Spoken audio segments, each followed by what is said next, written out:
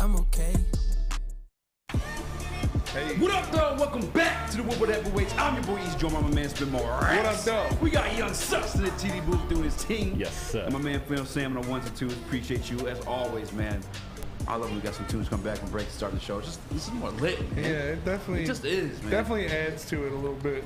Yes, sir. And I don't know if you guys smell that. I know you can't smell through your digital device, but I smell nips in the air. It's a little nippy out I think here. you can smell through your digital device if you try hard enough. Hey, everyone right now try to smell really hard. It smells a little bit nippy because cheese nips in the building. Let's go, baby. The kid is back. Hey, he was not invited, by the way. He honestly just showed up. Yeah. I did. I didn't tell anyone. Only Adam knew I was coming. But Showed up out of nowhere. I was surprised, honestly. I was like, because I knew you'd do the show, but I don't know. For some reason, I'm like, he's gone I told forever, you man. Wednesdays. This is the day I would come in. And here we are. Yeah. Yeah. You didn't believe it. You don't listen to anything I said. I didn't know. No, I today was listen. Wednesday. Just, I guess I don't listen. The days blend together for me. I didn't know today was Wednesday. Yeah. Every day is just another waking nightmare. Yo, Hard Knocks. You guys watched last night? Yes, Mm-hmm. I did. I think last night was my favorite episode. Yeah, me out too. of like this season. I think so too. Yeah. I thought we'd get a lot more trash talk out of those joint practices, though. People were hating on it. People were hating on that episode, saying like, "Oh, this is the worst one. This one sucks." I was like, What? you rather see Aiden Hutchinson's family for 20 minutes? Yeah, Like, I thought the second one was the worst. second one was the worst. Second by one far. So was the far, worst so by far. far. Yeah. Yeah, 100%. Somebody's stealing your What? name though. Yeah. I gotta fight for my life. My man, Eazy. I don't know. What's his actual? I probably should do the homework on that one, huh? How to pronounce his Yeah. actual name? Yeah. You can, He's probably getting cut. he's definitely Yeah, getting he cut. does get cut. He's definitely Who getting you cheating? Yeah. Nobody. Yes. Change yourself. Yeah, he's like nobody. I was like, dude, this guy's he doesn't have it. I was like, I don't know. He just doesn't seem like he's got it. He seems like a nice guy and everything, Yeah. but and like they said, he's got a lot of potential, but he's only been playing football for Okudah, 6-7 years. I'll be the Eazy. Okudah Eazy. And it goes by Eazy. It's crazy because like he goes by Eazy, which is still my nickname. But if you like were to spell out his last name, he also takes the original Eazy's name as well, Eazy. Yeah, so his name's cooler than yours. Yeah, that's Yeah, true. I mean, And he played Here's football. Daniel. it is. Why you giving up my government like that? Damn, I'm supposed you, Reginald. Oh shit. Oh, Samantha. no. Sus, you've been watching Hard Knocks. Yeah. Is that the worst or the best episode? I think it was the best episode. I think for me the first episode's still my favorite. Yeah. And maybe that's just because it was like my first introduction. experience, yeah. But I enjoyed the first episode the best. But I agree. Second was the worst, but third solid. Middle. Hot take. Nah, It's not a hot take. I Flannel know, Sam? I'm just playing. I thought it was the second best episode. I liked the first one the best as well, but this one I thought it was cool. You got to see them going against the Colts, which is Yeah. another team. That's an element that we haven't seen in previous episodes. So that to me is what made this episode particularly good. Just seeing, you get sick of, like us as the watchers even get sick of them just going against each other. Let's see some new blood. Let's see them go get some other 100%. players. So that's what I liked about this episode. Yeah, you know what I like too is like the first day we know from the beat reporters and you know they got their asses kicked out there. Day 2 they came back. They came back and they were going hard. Yes, we heard about from the beat reporters that from Jeremy Reisman, I believe he said that they had 12 straight red zone attempts and 0 touchdowns led up by the Lions defense. We saw that. We saw the Lions defense stop them at the goal line multiple times. We saw everybody getting fired up, and yeah, that's what you like to see. You hear Dan Campbell, you know, when in the game against the Colts, he said, they punch the ball out here, somebody can take the jet home themselves. They can fly the jet home. I was like, you got to be gassed up like that, even for preseason. They're that gassed up, man. And so you like to see it. Yeah, watching actually that exchange, the good point when they called Derek Barnes, called timeout, England's like, yo, we got to do this, Yaze Blase. Dan Campbell's, let's play the game, what's for the game? He's In the background, yelling in his ear. yeah, he's like trying to give him like, hey, you got to do this. Dan Campbell's like, hey, you know it's the last play, right? Yeah, it's for the win. You got to fight for it. And it's Yeah, no crap. no. But I crap. wish we Look at had the clock, no way. Frank Reich's like mic'd up too, because I wonder if he's like in the same tip, you know? Same tip, yeah. I mean, Frank Reich seemed pretty cool. He Yeah. was, you know, with their couple interactions we saw, he's telling Dan Campbell he looks like he can still play. He's like, you can still play out there. And then, at the end, they said we should definitely do this again next year. So maybe we'll see them in joint practices once again. I don't know how that works, but. Or he's lying. Or he's lying, yeah. Or he hates us. So, Or he's just scared to say no. Yeah, he's like, let's see you next year. Yeah, whatever you want, man. Yeah. You want my wallet? You want my wife's phone number? Yeah. It's I'm on Hard Knocks right now. I can. Next year, right here. Just go ahead, please. That's the only dollar you got in $1 bill. there. If you broke after week 1. I'll make it right. Save that for Monday. How many $5 bets do you have going for the Eagles game? 0. Just this room, actually. Yeah. This room and Abe. Damn. No one. No, I'm not popping like that. I do sometimes, but obviously, we've been approached. I'm not popping. I ain't popping like that. I guess Sus is right. The numbers ain't doing what we thought. No, but I do sometimes. People like in public, like you could tell, but they just don't say anything, and it's like that's the worst scenario because they're just like staring at you. Yeah. No, I'm not a fan of that one. They're Yeah, like, what? Yeah.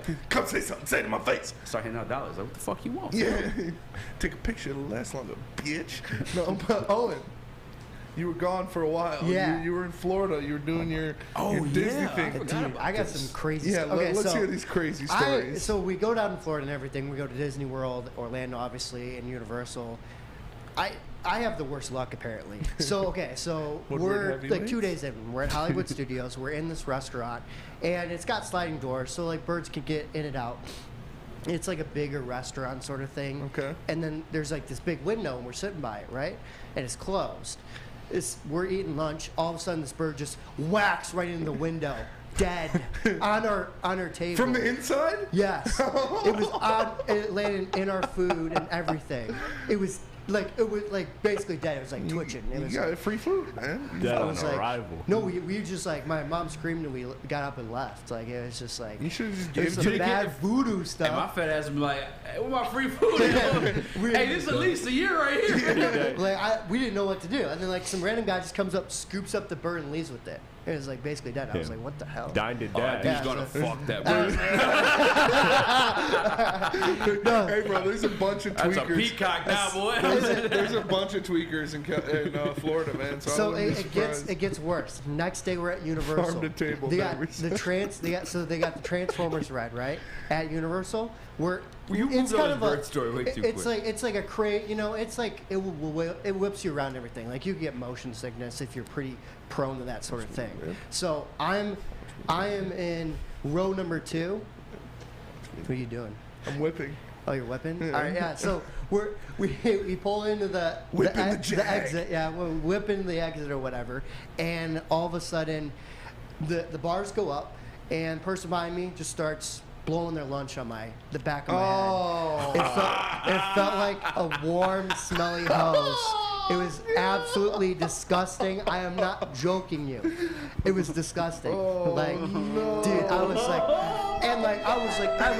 this. And He's they're just gonna just say throwing you're up okay, on me. but you Didn't don't get know anything okay. on them. They're just throwing up on me.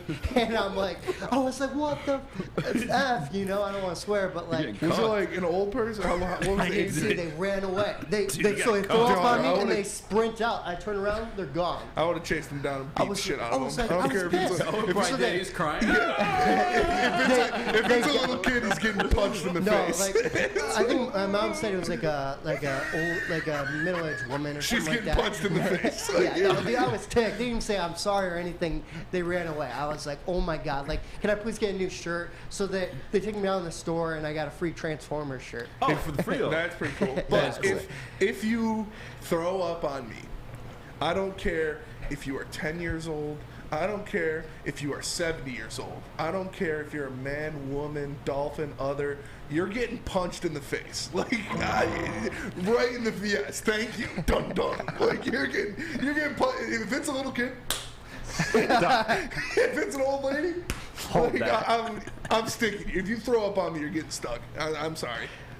Talking about stunk. So the very next day, we went to Daytona Beach, where I'm sleeping. Like, by the way, on we know lo- these are true stories because you're terrible at improv. If we've done Yeah. the phone call thing, like I know these are all real Yeah, stories. no, Like, these are real. Like, yeah. I'm not making this up. This is wild. This is like insane that this happened day after day. And we're at Daytona Beach. It was like a chill day for us and everything. We went to the beach. I didn't go in the water. I was like, I got enough bad luck right now. I'm not going you're in. getting bit by a shark. Yeah, Shark. maybe I some shark or something like that. Get right? raped by So dolphins. I'm taking a nap on the beach, right? And I wake up. My little brother runs towards me. He's in like 6th, 7th grade or whatever. And he's like, emergency, emergency. Mom just got stung by a jellyfish. You had to pee on your mom? No, I looked it up. That'd be bad too. I looked it up. That's a myth. You're not supposed to do that. You're supposed to put vinegar on. That's the best prank of all time. Some people think that shit. No, but like that's. Oh, we got pissed on a mom!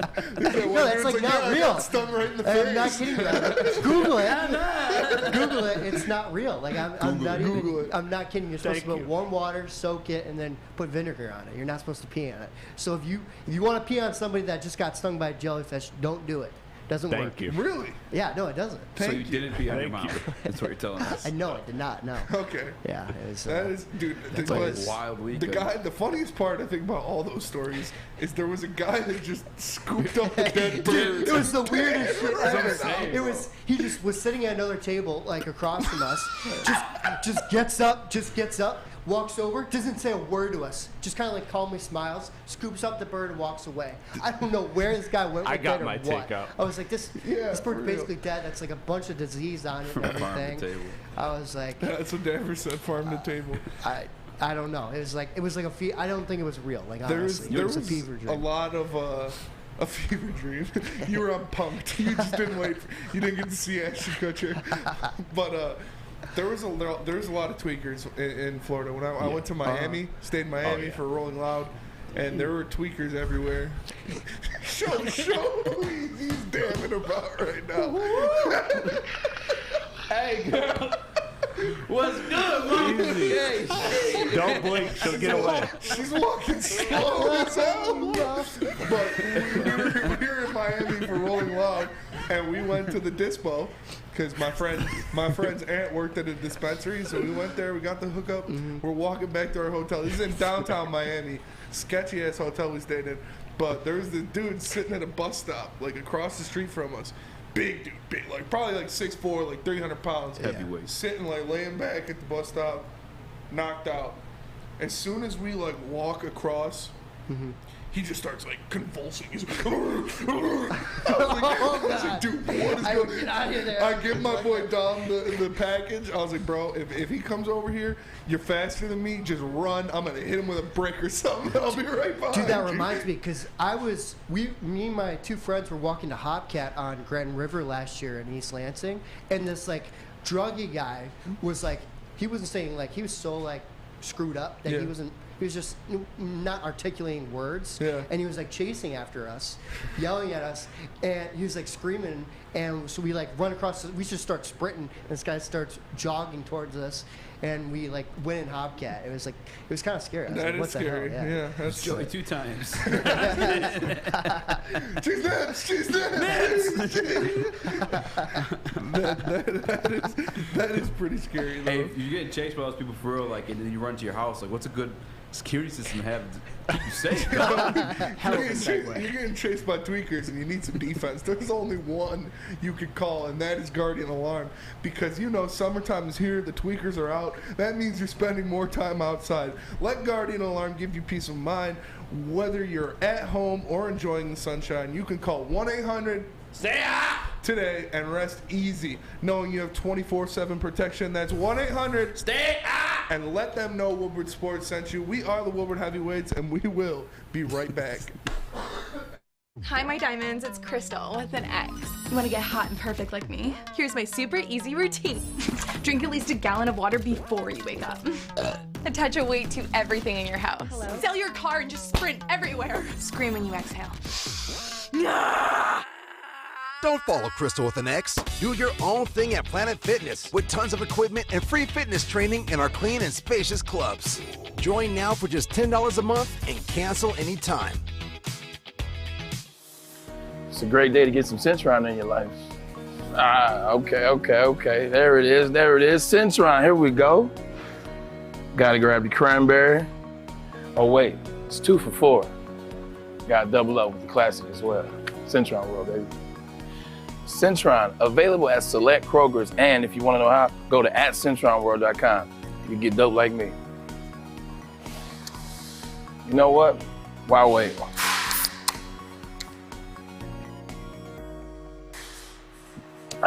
Great taste, guaranteed.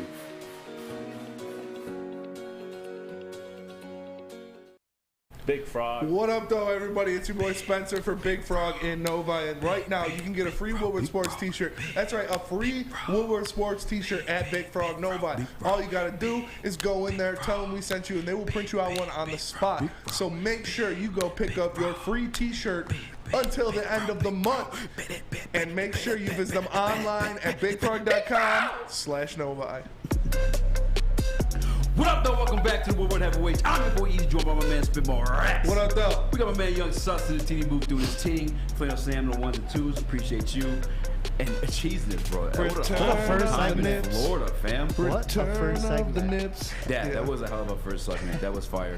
I feel like, because at first I was like, yo, you went over like the dying bird like way too quick. But the next story was crazy. Right. And there was another story. The third one was probably the worst. That was definitely worse. You made the right choice to end it with He that. said my one was little brother ran up to educational. me and said, emergency. Yeah, because I was sleeping. I was like, what the heck is he talking about? And yeah, he's like, I was like, oh crap. I was like, yeah. But I was just trying to chill. That was, dude. That was chill. Daddy chill. Trying to chill with the boys. Let's get into the sports. Let's talk about some sports here. Okay. What kind of sports you want to talk about? We're not going to talk about cereal for 3 segments. Let's talk about cereal. You know, my wife just puts the cream cheese away, so. No, we're going to talk about what happened last night that had everybody talking. That was Hard Knocks. We spoke on it a little bit, but I want to break it down. I want to break it down. I want to love you now. I want to break it down in depth. Sorry, we got super ADD today. Started singing that song. So many ways Stop, to bro. love you. Easy's getting flooding hard the over studio. there. But so We're talking about Hard Knocks. All right. we got Hard Knocks. We're talking about Hard Knocks. I didn't get to talk to my man Flynn Sam today, and we're a little bit wild. So I want to ask you, Sam, what was your biggest takeaway from last night's Hard Knocks episode? Well, some people already know my biggest takeaway, and that is the fact that I have had absolutely enough of Jamal Williams and his act. It's getting a little bit old, and I think it's getting a little bit forced because during those drills they were doing against the Colts when he was going out for passes, running routes against a linebacker, I assume, every time he would either beat him or get held, or even when his boy, he beat his boy, he would whip off his helmet every single time and start woofing. Every single time. It got to the point where it was a little bit annoying. To me, that's not passion. That's going a little bit overboard and being a little bit of a dick for no reason.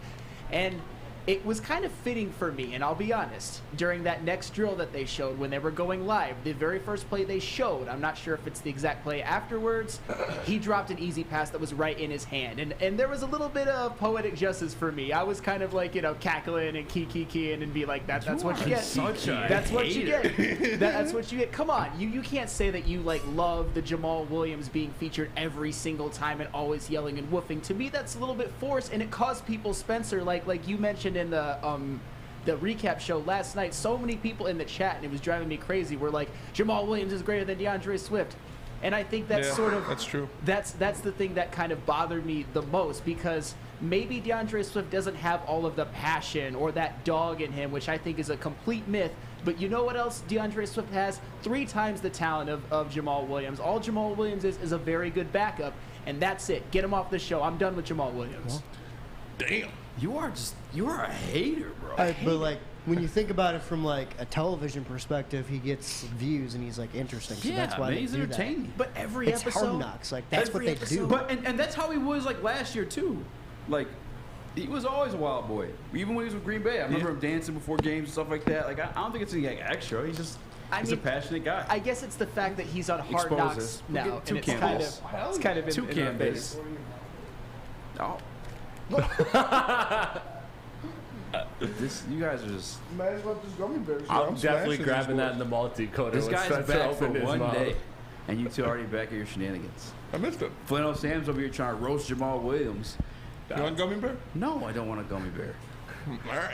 I just Well, I don't mean, like if gummy bears. you feel how you feel about Jamal, he seems like a good guy, but like it's TV. I just like this isn't it's not to like promote like who's the better player. It's all about who's more entertaining. That's why they'll show certain guys and they won't show certain guys. Well- Like it's like it's Hard Knocks. It's they do it TV for value. views. Yeah, it's You get clips. That's it's a what TV show. you know. Like it's not like if this was an actual game, they'd be obviously showing Swift all the time, but. Yeah, I don't think Swift he's. doesn't like, show a ton of energy, and he's like, interacting with guys a lot and everything. That he's not getting that main screen time. It's like, that's Jamal does that. Sam just hates to see a young black man. No, I'm joking. I'm messing with you. No, man. Jamal's always been that though. Like last year, he had that Right. Jamal that segment. Like he's always He's just been a a wild dude. charismatic dude. Like, I'm with you, like, to where, because I could tell at one point Dan was annoyed. He's like, Jamal, it's enough. You know what I'm saying? Relax. There we go. But, like, Yeah. that's just his personality. And that's, I mean, it's Yeah. done sometimes, like, that's how some people are. That's what drives him in life. That's why he's at where he's at today, though, So, like, I get some of it, but that's why you have, like, people to manage it, and Staley and Well, Dan that's Campbell. true. I didn't hate. Well, I mean, in the first episode, I didn't hate his speech, his very impassioned speech. Yeah. I thought that was true passion. I thought what he did last week was a little bit of kind of dickish antics for no reason. I get that he's trying to get into the other team's head, but I think that's going a little bit too far. And it kind of annoyed the crap out of me, that's all. And it's creating these narratives that Jamal Williams is his ultimate dog and that DeAndre Swift maybe doesn't have it. And I think that's complete nonsense. Yeah, there are it's multiple nonsense. ways that but, like, you can be. Who's saying I that, get it That's though. Like definitely as a nonsense. Lions fan, you want to see other guys that are involved more. Like you want to see Jared Goff. You want to see Ben Johnson. You want to see Jeff Okudah, DJ Chark. You want to see these guys who are actually going to be involved in the offense. You want to see them get some screen time. But like Owen's saying, from an entertainment perspective, from a TV perspective, like Jamal is what people Entertaining. want to see. He is Yeah. entertaining. You click on him. You want to watch As him. Lions fans, I think us watching this, our view is a little jaded. Correct. Compared to the national Yes. narrative, everyone's like, oh my God, Jamal Williams. Now they know him, if you didn't know him before. I'm with you. But I think some of it, too, is like, with the folk hero stuff, a lot of it's like, I can't think of his name, Chuck Norris-esque. You know what I'm saying? Which is like it's like a funny thing to like run with, Like when they're saying Chuck Norris was also a badass, though. Chuck Norris was also badass. Jamal Yeah. Williams also badass. Yeah. Dude's an NFL running back. I would prefer Chuck Norris, though. You know what? Who would I win feel the like fight, Jamal Williams or Chuck Norris? Right now. right now? Jamal. Chuck. What? I just never believed Chuck Chuck, would- Norris like Chuck that, Norris is man. like 70 years old, too. Yeah. Oh, well, we're talking right And now. like- Right now, yeah. Right now, Jamal. All right, yeah, probably. I gotta tell you this too. In like the prime, in Chuck sparring Norris. sessions, before I knew what the hell I was doing, I would just do shit I've seen on TV or movies. Yeah. It works. Some of it works, bro. I'm just telling you. Dude, Because yeah. no one expects it. I feel like Jamal being an anime guy Yeah. might pull something crazy. He's athletic enough to pull it off. Or Yeah. like, you might see someone get knocked the fuck out. I'm just saying. Like if Francis Ngannou was like, dude, bro, his first full half of his career was no technique. This guy was just swinging for the Oh, fences. yeah. He's just a monster. Like No, Jamal and Williams is dude, like our he's still power alive. back. You know what I'm saying? I wasn't here for the Edwards talk either. I wish I was. Dude, that was crazy. when What that you about? happened.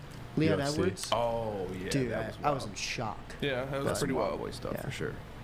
No, man, I'm with that. One of the things caught my eye was the dude Staley is still going 110% with no voice, but them dudes were still locked in. You know what I'm saying? Like, I don't know if I'm gonna say he's gonna be a head coach. I feel like that's just falling in love with the narrative that they're trying to paint for you. But like, I like the passion dude Staley brings in this offense. I even saw him getting chirpy with some of the Colts players, and I'm like, dude, you're gonna entice a fight, bro. Like, you're the one. You're kind of wilding out here too. But no, man, dude Staley having no voice. You motherfuckers got to come back tomorrow. Bring it. Well, that's Tucker. Mel Tucker. Yeah. After every game, whenever we interview him or after practice, always doesn't have a voice. He's Like like Thomas- super or, hoarse. I mean, is the same way. Is too. the same way, Doc Rivers? Right. It's like those guys, like you can barely hear them, and they smell like, or they sound like they're They smell long like- time, the long time What does Mel smokers. Tucker smell like? I don't know. It's normal. Success. Does it stink? I don't know. Yeah, One that Aiden Hutchinson caught my eye last night too. Yeah, Hutch caught my doing the every time. Every time Can't wait to clip you. Every time he's doing a rep, he's doing stuff like that. And so you like that, he's giving his full effort. He's giving everything he needs. But one thing I saw was Chase Lucas. Yeah. Like in the huddle, like saying like, this is us right here, this is us now, we need to do this, like talking in the defense. Like that guy is out there trying to fight for a roster spot, which I think he's probably got a roster spot because he's been showing out pretty well. Mm-hmm. And he's out there talking as a rookie. Like as a rookie, he's out there telling him, no, you need to move over here. Look at the quarterback, he can't run. D-line pinch in, like he's making these calls and stuff like that. And I like to see that out of a young guy. 100%. I think we talked about it last week. He's 25 years old. Mm-hmm. I think he was in college played for 4 or 5 years. Like he's a grown man at this point. Yeah. You know what I'm saying? Like 7th-round pick, you say what you want, but we saw a 6th-round pick out of Malcolm's going to start in this team. Chase Lucas, I'm not going to say to be a starter for sure, but I'm saying maybe number 2, like corner or slot corner for sure. I like just his drive, his passion. Like even like the point too, like they're filming him, listening to Dan Campbell talk during the halftime. Dude was locked in. You know what I'm saying? Like locked in. They didn't know his camera next to him until he got done. It was like ready to go. Yeah. Put pretzel on him, whatever the hell he had. But no, I like Chase Lucas too, honestly. And every time, one thing that caught my eye with him too, since the beginning of the show, you saw him in the meeting room.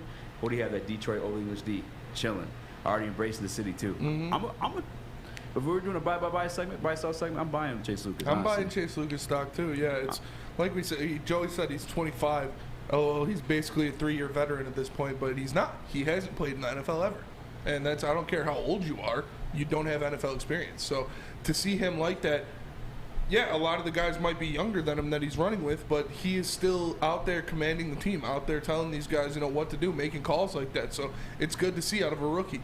You like to see that a lot. And yeah, it's probably 5 years because they had the COVID year, so I assume he took the COVID year and stayed in school, stayed in college. So good for him to be out there making a name for himself, getting some screen time. He had a couple close-ups of just his face, Chase Lucas. Yeah, and then they asked him because Buddy's locked in at the end when they were talking about what does winning mean to you. I like that segment a lot too. Yeah, everybody's like, oh, it's everything. Everything. It's gratifying. All that stuff. Like our boy Rodrigo, it's everything. Everything. And that's you need that. You need that as a group. It's refreshing to see that. I 100% agree with you. I just saw something that caught my eye in the chat. I guess Jeff, I don't know if it's true or not. It's from Joey 2 times. Shout out. Rinson thinks Levi O may get placed in IR and miss the season. Oof. I don't know if I'm buying that one. I mean, he's around a lot more than I am, but they also just put 4 guys in the pup list and stuff like that. I think he probably would have made that list. Season-ending IR would be tough. I would be pretty upset about that. I'm not gonna lie. Yeah, I'm just saying like that. I feel like he would put on the pup list if that's the case, Well, no, there's no point in putting it on the pup list if you're just gonna put him on the season-ending IR. But if hopefully he comes back at some point. Yeah. I mean, obviously he's not on it right now or yet. So, but Spencer, best place to eat. You want to become a heavyweight. If you want to become a heavyweight, you want to be a big boy, you got to go to Big Boy. Because at Big Boy, ciabattas are back. You look at that, they got the sunrise ham and cheddar, the chicken cordon bleu, and that chicken club with the honey mustard and bacon. Or you could keep it light with their Michigan apple, chicken Caesar, and Greek salads. Don't forget to cool off with a nice hand-dipped cookies and cream or strawberry shake. You heard it here first, folks. Summer just got better at Big Boy. We are the Woodward Heavyweights. We will be right back. Fellas, let's be honest. We like things to be easy. We like simple stuff, like sports 7 days a week. We like things uncomplicated, like Lady Jane's Haircuts for Men. Open 10 to 8, 7 days a week. Walk in anytime. Sign in, sit down, watch your favorite team play, and before you know it, your hair will be game ready. Open 10 to 8, 7 days a week. Walk in anytime. Lady Jane's Haircuts for Men. It's wicked awesome. Life is full of hard choices. We're here to make one of life's biggest decisions as simple as possible. My name is Christina Gennari, and for over 20 years, I've helped hundreds of families buy and sell homes. We cover all of Metro Detroit and more, from large luxury homes to starter homes. We will work hard to make sure that you get the home of your dreams. So if you're in the market today or even thinking about buying or selling in the future, make the obvious choice. Christina Gennari, the obvious choice in real estate. Visit us at soldchristina.com today. We don't like to brag that we are the toughest sports network in Detroit, but we we do have a guy named Darren McCarty on our side. Lemieux and McCarty, who've had a good knockdown drag up. There they go, right on the whistle. They were talking to one another. Woodward Sports. What up, though? Welcome back to the Woodward Heavyweights. I'm your boy Eazy, joined by my man Spin More Racks. What up, though? We got my man Young Sus to the TV booth. A little bit nippy there. Cheeks have joined us on a cake cam. Heck yeah. And as always, Miss you the guys. legend. The reason Miss why we you got too, this bud. music going, my man Flannel Sam, the legend killer. man, Should I the stop myth. calling you legends since you kill legends, or? That's true. I mean, some of them I don't think are legends. I mean, is Tom Kennedy or Jamal Williams really a legend? Jamal. What about Darren McCarty? They're not. No, Not any sense. No. not even close. Not Darren McCarty. Well, Darren. Darren is a legend Yeah, for Darren's sure. definitely Yeah, a you legend. killed Darren. He did kill He Darren. did kill Darren. That was wild. And he killed Tom Brady and Ben Wallace. And He's here so- just to dethrone people. Yeah, there was a couple more. Miggy, didn't he dethrone Miggy at one point? Yeah. I mean, for what he's done lately, a better example would be Derek Jeter. Derek Jeter, he went at Derek Jeter hard. Sam sits in the Iron Throne. You know. He does. Yeah, he's killing everybody. If you He's don't like, win, you execute, die. 100%. execute. I'm gonna dive into one more thing from Hard Knocks last night. Hard and it's- cocks. Pimpleton? No, Jesus. Well, I guess two things. We do have a Pimpleton segment, which shout out to our guy Justin in the back. He can come on air for that one. That's during the 5:58 hours. You'll make a case for Khalil Pimpleton making the Detroit Lions team. I'm very curious to hear this one. But we have a quote from Dan Campbell. One that I was kind of curious to get your guys' take on it, because I can see this being a polarizing statement, or just in the way he went about it too. And it was the intro to the show. I probably should practice this, but here we go, reading out loud, live on air. Today, no, I'm just kidding. He said, "That's the last little bit we've got to get over. We're going places, man. There's no doubt about it, man. There's no doubt about it, man. You can already see it. I've got a fucking clear vision of where this team is gonna be. But I know this: if we really want to go where we want to go, we got to get all the rest of this shit out of here, man. All this dirt, everything. That's our fucking jeans." And he takes the jeans. That was kind of cringe. That was definitely for cringe? show. That was HBO was there. I don't know if Yeah, they were there. I don't know if I it's don't for know show. he would have done that. I agree with that. You no way you read that. I Dude, agree he with This that. definitely dude came He to a press bought conference into with it a little bit. racing helmet on last year. That's who he is. That's not an Okay, but, HBO like, thing. why would you pull out dirty jeans? All right, what do you mean it's common practice by coaches? You remember Rex Ryan buried the freaking game tape and shit like that? Where's Rex Ryan now? No, that's why I wanted to ask you guys. I mean, Rex Ryan was a great coach. He was. he's pretty good. But no, I wanted to throw a question back at you, because I was watching that and I thought of this. Are we going to think of all this stuff that Campbell's doing and everything as cringe if the Lions suck again? Like, No, for sure. If he That's not even fails, cool, are we yeah. just going to be like, are we just going to toast him for all this stuff now? No, I don't think you toast him. I mean, you start to question it for sure. If he doesn't produce a, Like if he doesn't double his win total, at least you start to question it. Let's say in like 2 years he gets fired, and then we look back at it. Are we going to be like, this guy was cringe, but like we were buying No, into 100%. I said this the other day when we looked at the coachless practice.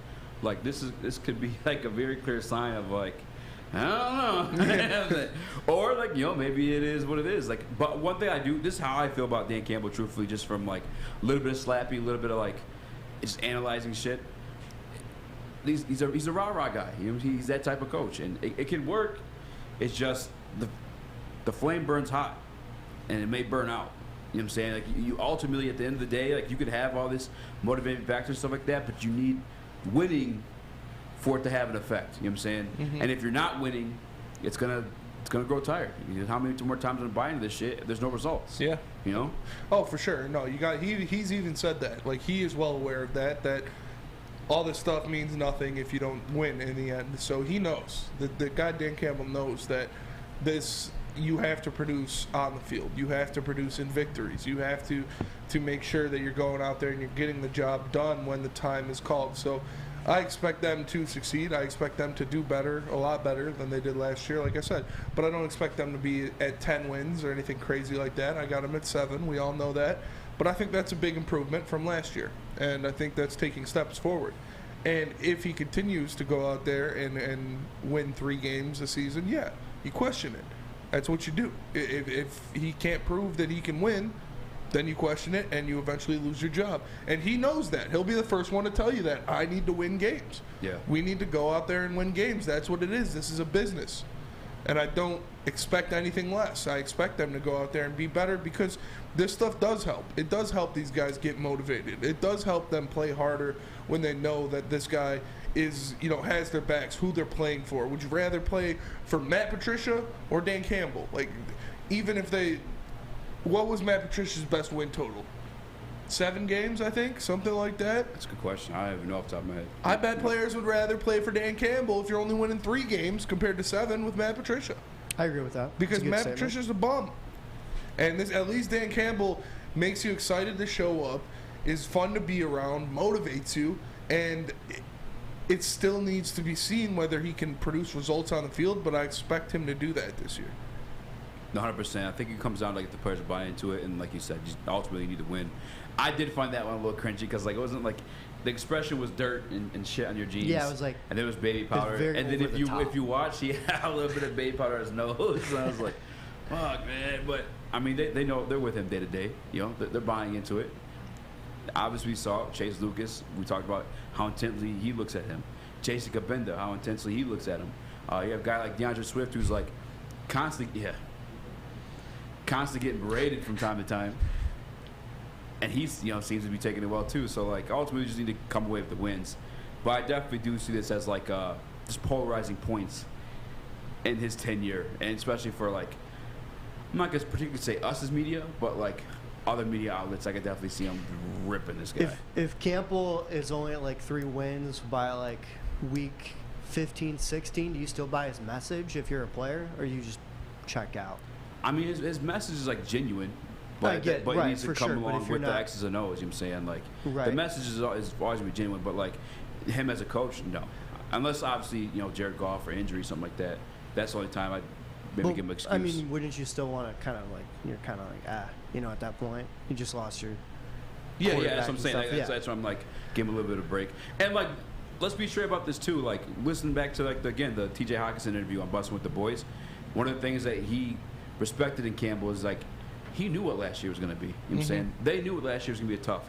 And even watching Hard Knocks now, you heard him say last night, thanking Frank Reich for like, hey, we really need this man. You know what I'm saying? Like we need to see like where we're at and stuff like that because he knows his team's going this way. You know what I'm saying? Or are they on their way of doing that? What was that?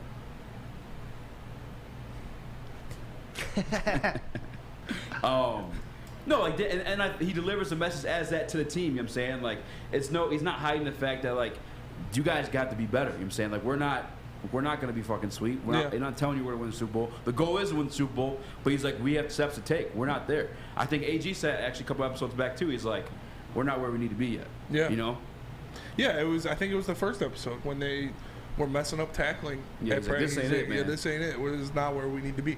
And they know that. They're not out there preaching to them, oh, we're going to go undefeated and win the Super Bowl. We're going to do this. We're the best team in the league. They know where they are. They have realistic expectations of what this team will produce when they go out there in live games in the regular season. So I'm not stressed about it. He is just trying to motivate these guys to give their best every single day. And that's what you need to do in competitive sports. You need to go out there and you need to give everything you have every single day to improve and to get better. And that's what they're looking to do this season. I guarantee you ask them, they don't think they're going to win 12 games, win the division, anything like that. Yeah. They expect to be better. They expect to fight. They expect to come out there and, maybe they lose, but they're going to play you until the end. They're going to play you tough. Like, these guys know what it's all about. They obviously, we heard in that first episode how many training camps that whole coaching staff has been through. It was like 80 combined training camps or something like that for the whole coaching staff.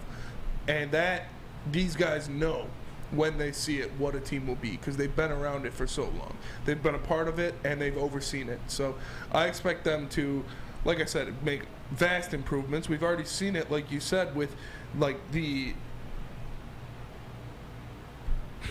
sloppiness is cleaned up. They're not making mental errors. They're not having. I think it's really being overlooked too. 12 men in the huddle. You're not seeing these false starts. You're not seeing fights or anything like that, other than a skirmish here or there. Yeah, they respect this guy and they're buying into what he's saying. So that's all you can ask out of your head coach until the regular season starts, and then you can get on him about winning football games and making the right calls and doing the correct things when it comes to situational coaching. But right now, he's doing everything right. He's doing everything he needs to put them in the best position to have success.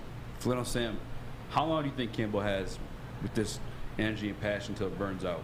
It all depends on if they win or not. I think that Dan Campbell is sort of setting himself up either to be, if they win, I genuinely believe that Dan Campbell has the opportunity to be the most beloved figure in all of Detroit sports. I really believe that. But if they lose, he's going to be, if they don't win, if they don't at least double their win total this next year, and if they don't continue to show improvement in the following years, he's going to be seen as cringe or kind of a guy who was a little bit gimmicky or a little bit of a, I hate to use this word, but a meathead. I think the actual answer is somewhere in between, but Dan Campbell, if this works out, I think they are going to win 8 games this year, so that to me will kind of validate what he's doing. But if they don't, like I said, they need to win at least 6. If they win less than 6, I personally would have questions about Dan Campbell and maybe consider moving on after this year. But then again, I don't think that's going to happen. The only caveat I will give to that, if Jared Goff gets hurt, I don't. That's the one thing. Their season is screwed no matter what. So for sure. But Dan Campbell, this organization and these fans, I think they were kind of starving for a guy like Dan Campbell after Matt Patricia. Yes. I mean, Dan Campbell, Matt Patricia was just the worst. He was smartest guy in the room. He was terrible at press conferences. He was a terrible coach. Bad leader. And Dan Campbell at least has the leadership portion down and kind of that relatability to his players. So I'll give him that right now. I'm with you 100%. Yeah. And if you don't want your kids to be turds like Matt Patricia, a great place to take it to is the Academy of Warren. Academy of Warren, man. It's an all-new, state-of-the-art sports dome field house that has 7-on-7 football. All right, you want your kid to be a third, start with football early at the Academy of Warren. They also have a basketball court and a volleyball court, and that same football field can be used for soccer. Guys, they have K-8 features such as AM and PM Latchkey, small classroom sizes, Learning Street, a futuristic media center, free breakfast and lunch, Hope Mifflin curriculum, academic games, and K-8 athletics. Enroll your kids today at theacademyofwarren.net. We are the Woodward.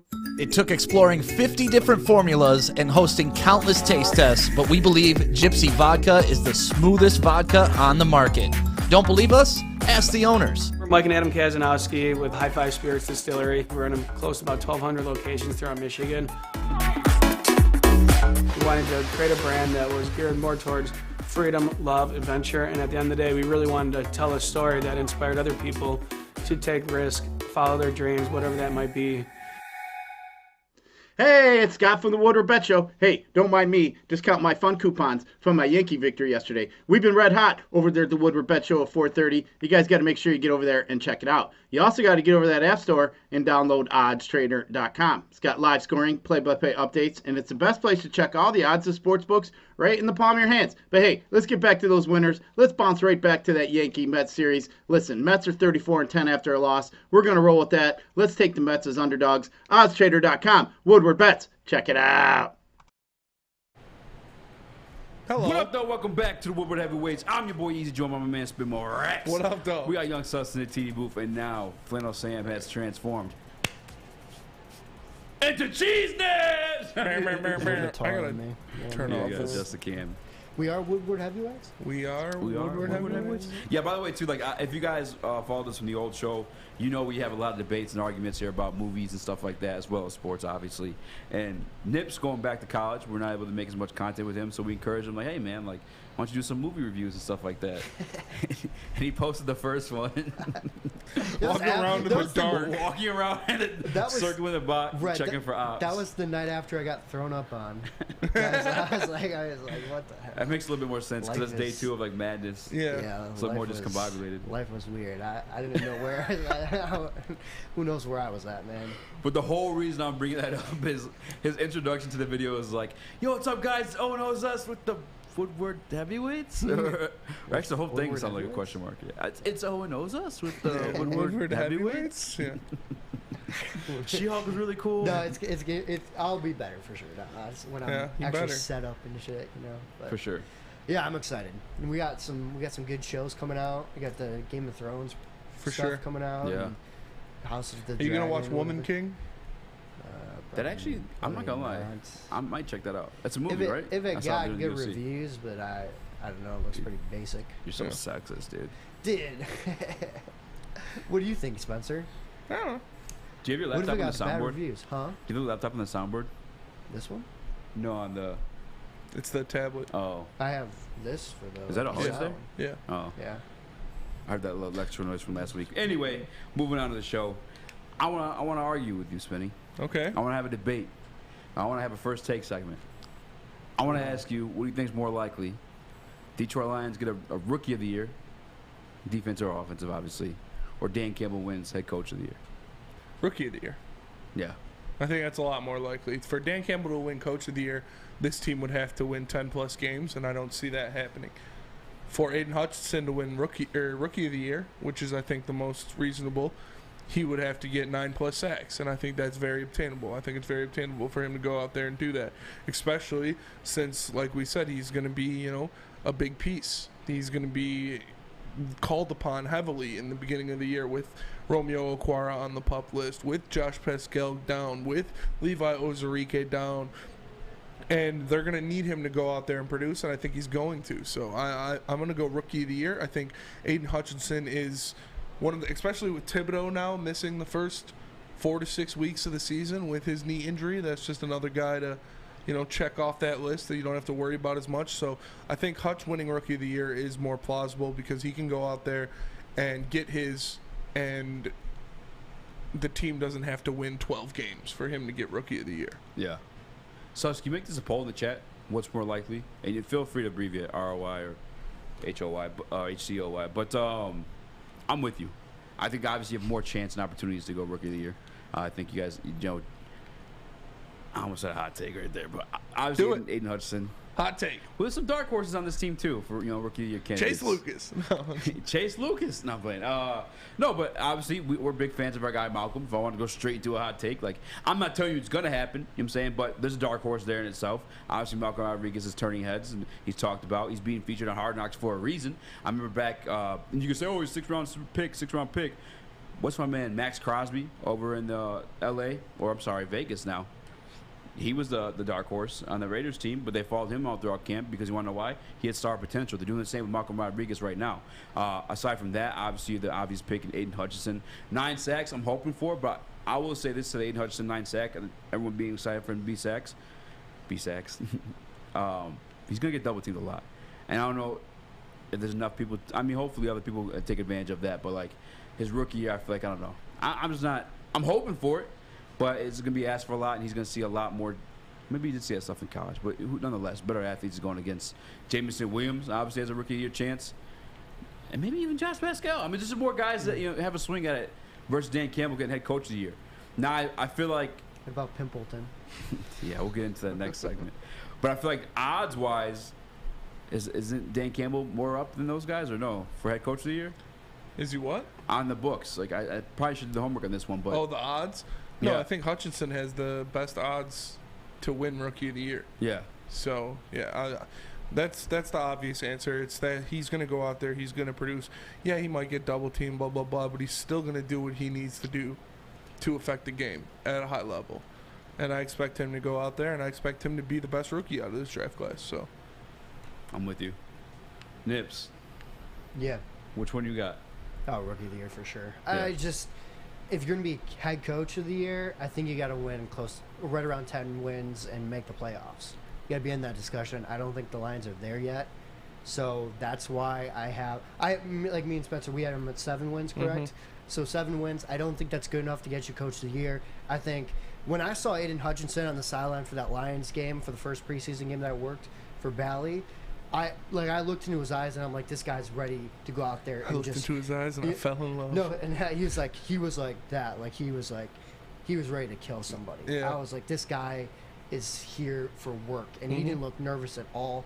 Went right in and made an impact immediately. That's true. That's that right there. I was like, this guy's a dog, and he wasn't scared at all. They didn't show that in Hard Knocks, but I was like, oh my god, this guy is gonna go in there and make an impact. Right then, I bought in to the Hutch hype right then. Yeah. Because I think he can do that.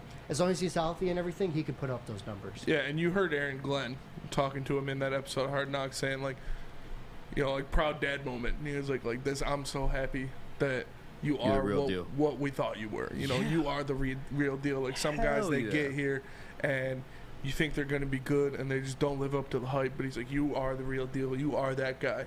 And you are him. You are Timothy Turner. So I'm happy for him. Himmy Turner. He be wishing for a sack. He walking. That's how it was at first. But I expect him to go out there and produce, like I said. 30 and over crowds, like, what is he doing? What? Timmy Turner.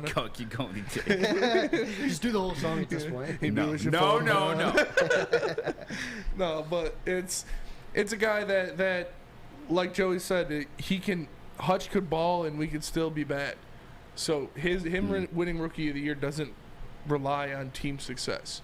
He can go, but Dan Campbell winning Coach of the Year directly relies on team success. That's a great point. And I don't think this team will be as good as you would want for someone who's getting Head Coach of the Year votes. Yeah.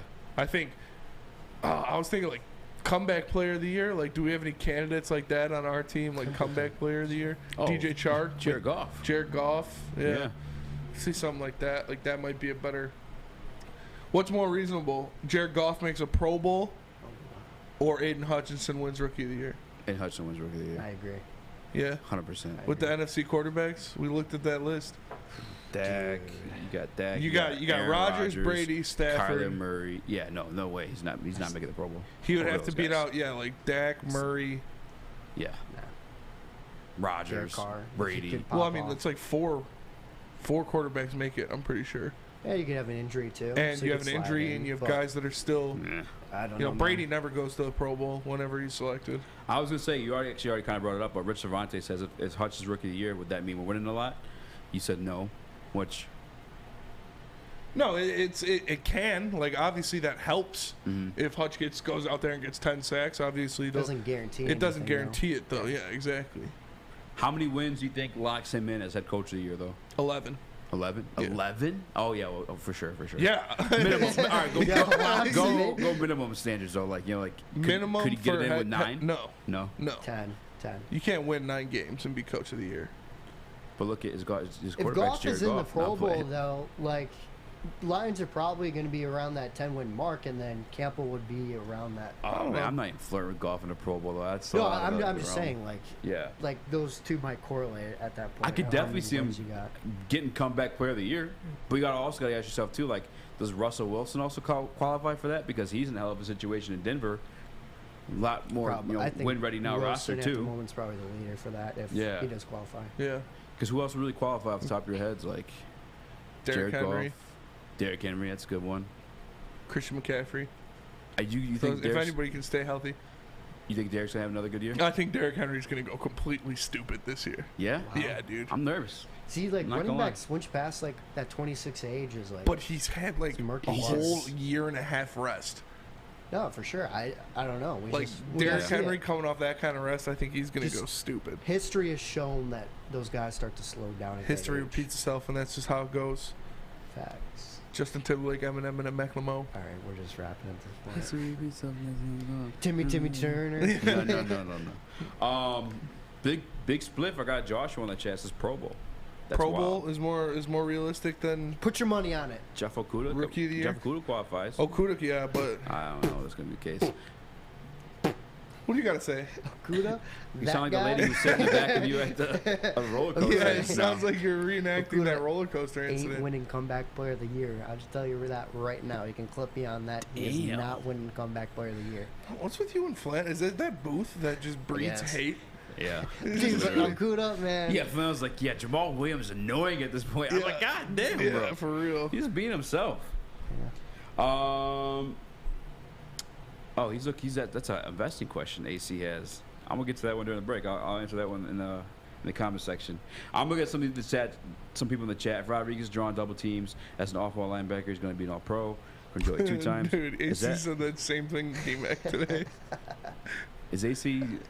I'm not in the markets like that anymore. AC. I'm a crypto dude. I just got lucky. Honestly, I made a lot of money off Tesla. Did you? Yeah, I made like a couple grand off Tesla stock. Look at you. There's this. Look at us. Dude, can I tell the Brian story about the Bitcoin? Did I tell you that? Yeah. Dude, he just. I don't know if he Brian wants that Masala- story out, but yeah. But he's very wealthy. He's a very wealthy man. Just don't use his name. You already said it. Oh, I already said his name. Brian Masalam. There you go. You just got it right. He just threw he threw 100K in Bitcoin just cause. I wish I could do I had that. Yeah. I wish I seen 100K. I wish I smelled 100K. Yeah. I've seen 100K with my life. Had fun with it. Well, yeah, I probably have too. Landed me in jail. And that's facts. Spency. That was weird. That is weird. Never call me that again. Can you tell us about Planet Fitness? Well, as you know, we broadcast this show live from the Planet Fitness studios in Birmingham. Anywhere you go, there's a Planet Fitness nearby. Driving down Woodward, coming to the studio, you'll see a couple of them on your way here. And remember, with the high school summer pass, Planet Fitness is inviting high school teens ages 14 to 19 to work out for free all summer long, but it ends at the end of August, so make sure you get in there and get your last week of free workouts at Planet Fitness. Planet Fitness is the home of the judgment-free zone, where you can work out in a non-intimidating, judgment-free atmosphere. Membership is just $10 a month, or you can get the Black Card for $24.99 a month. Black Card members enjoy the use of amenities such as unlimited tanning, hydro massage, massage chairs, and total body enhancement, along with access to upwards of 2,000 locations worldwide and unlimited guest privileges. Make sure you join today in club or visit them online at planetfitness.com. It's Planet Fitness, where your fitness is essential. We are the Woodward Heavyweights, and we'll be right back. At work and at home, we're there with smarter security solutions. Featuring complete automation with customized alerts and more. For over 90 years, we've been the company that's been counted on to protect what matters most, all with personalized service and care. Right now, for a limited time, receive a free video device plus free installation with a new home system. Guardian Alarm. We protect Michigan. When you need apparel, there's only one place to go. Big Frog in Novi. With no setup fees, no artwork fees, no minimum, and a 24-hour turnaround, you can have your whole team outfitted in no time. Embroidery, direct-to-garment, vinyl, and screen printing, Big Frog has it all in all the styles you want. So whether it's a sports team, fundraiser, school event, or corporate needs, Big Frog is your one-stop destination. Visit bigfrog.com/Novi or call 844-4-BIG-FROG. At Alta, Uptime matters. Alta Equipment has everything you need to get the job done, including new eardrums. I apologize for that. If you have a big project coming up, Alta Rent has you covered. Make sure you give them a call today, 844-GO-TO-ALTA. Again, that's 844-GO-TO-ALTA today. Alta Equipment, where Uptime matters. What up, though? Welcome back to the Woodward Heavyweights. I'm your boy Eazy, joined by my man Spin More Rex. What up, though? We got Young Sus in the TD booth, and as you guys can tell, there's no music coming back for the race because everyone hates us. Oh my God, but if you haven't already, please make sure you guys hit that like button. And if you're out and about tomorrow, Spencer and I will be on the Monroe Streetway. Did I say it right that time? No, he didn't. What is it? Monroe Street Midway. Monroe Street Midway, where you guys can win both a free jersey of your choice. We will order it right there on the spot, and we will have a Woodward Heavyweights Deadweight merch on hand as well. But you have to score. Sus, put the camera on you real quick. Yeah. You have to score my guy, Young Sus, all right? Show him on this tall glass of water. This tall glass of water. Tall glass of water. Tall glass of Sus. Filled with something. Whoa, hey, yo, bro, chill. Hey, shoot Justin a text, man, because he hammered. I just talked to him. You just talked to him? Is he coming? Tell him to come in. 100%, because our guy Justin, if you guys don't know, he's in the back. He makes a lot of the graphics, and he helps us out a lot, actually, with a lot of production stuff behind the scenes. Super talented in what he does. Just not the biggest sports fan, you know. And but Justin's thoroughly convinced that Khalil Pimpleton is destined to be a superstar on the Detroit Lions, especially after last night's Hard Knocks episode. Hard Cocks. Oh, come on, dude. Why does that get you every time? It's just that word. I don't know. It's, you don't really use it. Yeah. It's only used in pornos. Not a fan of that word. Nonetheless, though, he's coming. All right, cool. We also have Jamar Jefferson, David Blough on this list. And you asked when these guys make the roster. That was the whole segment. But I wanted to start with Khalil Pimpleton again because our guy Justin thoroughly convinced Khalil Pimpleton's making this roster. Destined to be a star. Just sell me on this, Justin, please. Dude, I can't believe no one thinks he's going to make the team. Like, I watched Hard Knocks. I was sold. I love this guy. He's got so much heart. And you guys are like, no, there's no way. He's getting cut. He's getting cut. Like, tell me why he's not making the team. I think the wide receiver room is a little too deep for Khalil Pimpleton. I think that last spot is going to go to either Tom Kennedy or Trinity Benson over Khalil. We saw Khalil, he's got the speed. He dropped a couple balls, though, so that was tough. But I don't know. It's tough. He is the type of guy you root for in Hard Knocks. He's the Central Michigan guy. You see his mom cheering in the stands. So much heart, dude. So much heart. But, yeah, I don't think heart is all that you need. Yeah, okay, he dropped a couple passes, like, he's stressful, he's excited, but he's so fast, dude. He was blazing. He's blazing down the field. And then he caught him. He ended up catching him. Yeah, he caught a couple. Yeah. He made a couple nice plays. It's worth something. It's worth something. I don't know if it's worth the roster spot, but it's worth something. Dude, like, that is a Dan Campbell guy right there. Oh, man. Come on, man. Dude, like, his whole family's there rooting for him. He wants it. He's hungry. He's fast. Come on, Pimp. I'm simping for Pimp. I do like. I'm simping. Honestly, I think that's why he got the Hard Knocks little feature, because you gotta get the film of Dan Campbell young. Go Pimp. Yeah. Come on, Pimp. Yeah. Let's go, They Pimp. mic'd him up, man. That counts for something. Yeah, I think a little bit they're fishing for a little bit more viewership with the Central Michigan storyline, maybe. I gotta tell you, I think I did say this on air before. This is the biggest bucket of secondhand embarrassment I've ever experienced in my entire life. Yeah, I was gonna make you tell this story, dude. This is great. This is amazing. Khalil Pimp, I'm rooting for this guy, by the way. Obviously, I'm rooting for everybody on the Detroit Lions team to be studs and superstars. But I was there at training camp. Shout out to Micro Mike if you're still in the chat. My guy Ghost Dion. Shout out. And Khalil Pimpleton, there's a young lady who probably banged in college or something like that, was calling him over to meet her family or whatever and sign some stuff. And so he come over. There's a fan who had a ball. They had everybody signing at that point. And they tossed the ball at Pimpleton. He's like, yeah, go ahead, throw it. Put his hands out to catch it. Dropped. It's all right. It's okay. This is a ball from a 13-year-old kid. You know what I'm saying? Drops a ball and it happens, right? Like you said. Weak spiral? Yeah, sure. Yeah. You know what I'm saying? Cool. Khalil Pimpleton, obviously, that's the first scoop of secondhand embarrassment we had there. But he's like, I gotta catch something, right? It's pretty embarrassing. It's pretty embarrassing, right? So the Lions training camp lady has a pen for him to sign the ball with, and he's like, I gotta catch something. I gotta redeem myself. They toss the pen. Just for example, by the way, go to cam this real quick if you can't, sus. I'm gonna toss this highlighter to Spencer. Hopefully you catch this. You're on the team, dude. You're on the team, dude. Hard Knocks! Yeah! He did what he couldn't. But I'm just saying, it wasn't the greatest Khalil Pimpleton experience. And he dropped the pen. I think we're underselling that. Yeah. Yes, he dropped the pen. And I'm so happy they put this in there last night. There it is. Live reenactment. Off the squad.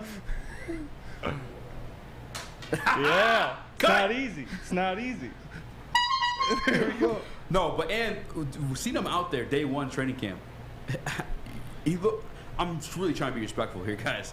He does not look like an NFL player, man. You heard him last night. He's like, these pads a little big on me, right? Yeah.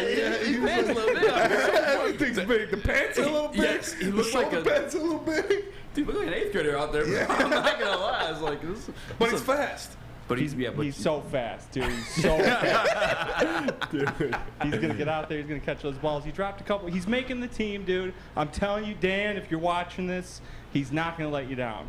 He's got it. He's got it. On the Justin Slanik stamp of approval for Khalil Pimpleton to make this team. He will not let you down. On Justin's honor. Sim for Pimp. Sim for Pimp. Sim for Pimp. I like it. Sim for Pimp. Yeah. I'm not sold. And to Maurice Alexander. If you caught him this past preseason game, because kick returning is supposed to be Khalil's foot in the door. Yeah. That's supposed to be his specialty. Maurice Alexander last week and throughout the entire preseason, you just read the stat the other day, Spinny. I'm not sure if I'm correct on this one, but he leads the entire league right now. Yeah. In preseason return yards. Yes. Dude looks special, and it could be because we're just blocking really well. But I know that Khalil Pimpleton had his chance to take a couple returns. Trinity Benson had his chance to take a couple returns. So that's with Maurice Alexander splitting these return reps, and he's still killing it. Yeah. I'm just saying. Dude, I'm watching Hard Knocks last night. And I'm like, this guy, he's something special. This guy, and I was so excited to come in here. Like, you guys, like, where'd this guy come from? This is our new guy. Let's go. And everybody's like, he's getting cut. Yeah. I'm like, what? No. No, he's not, dude. What do you guys? You weren't watching it, I don't think. It's like, obviously, who knows? A Central Michigan receiver can work. You see Antonio Brown. Antonio Brown's from Central Michigan. Same kind of build, same kind of skill set as Pimp. Maybe you throw him a bone. Maybe you but he wouldn't catch it. He's not gonna let you down. I'm telling you, dude. I think you have too many receivers. That's the other thing too. The receiver room. You got intense there right now. JMO. Well, JMO's on PUP. So to start the season, you'll have Chark, Amon-Ra, Reynolds, Khalif, Cephas, and then Tom Kennedy, Mr.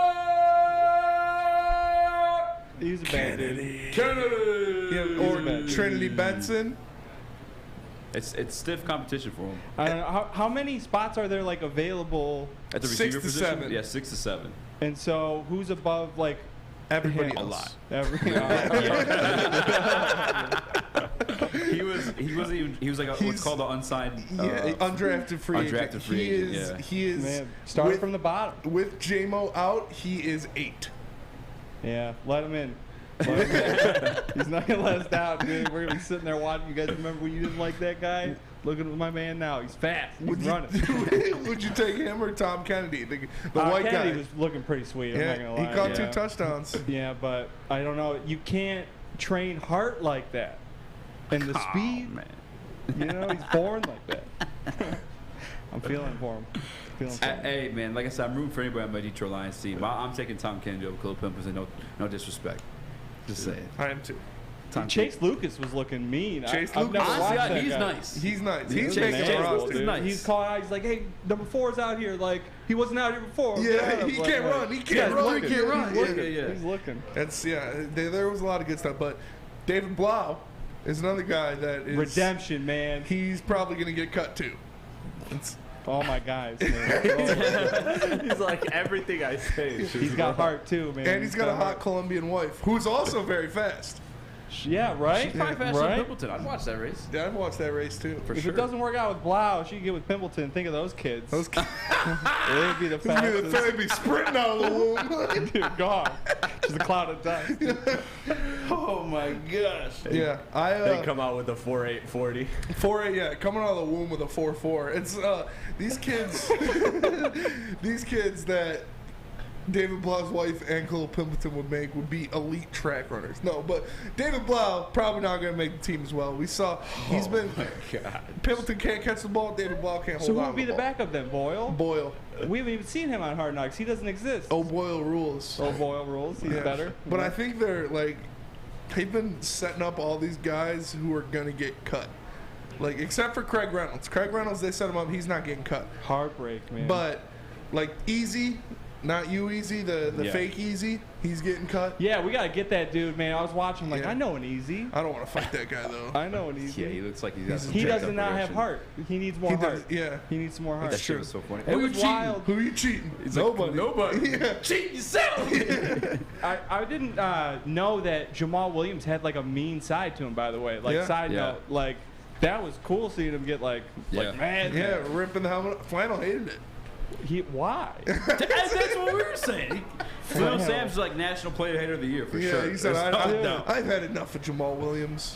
Yeah, literally. I'm sick of it. I don't think we can get enough. Putting on a show. Yeah.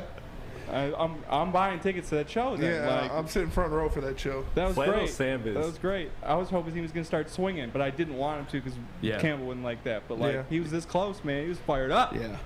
Well, even then, I don't think he was like that mean. He was like bitch defensive of himself. he You was little boy. Yeah. You little boy. You little boy. You ain't get there. You ain't get there. It's just. Was that holding? I like it when he mimed the flag, though. That was great.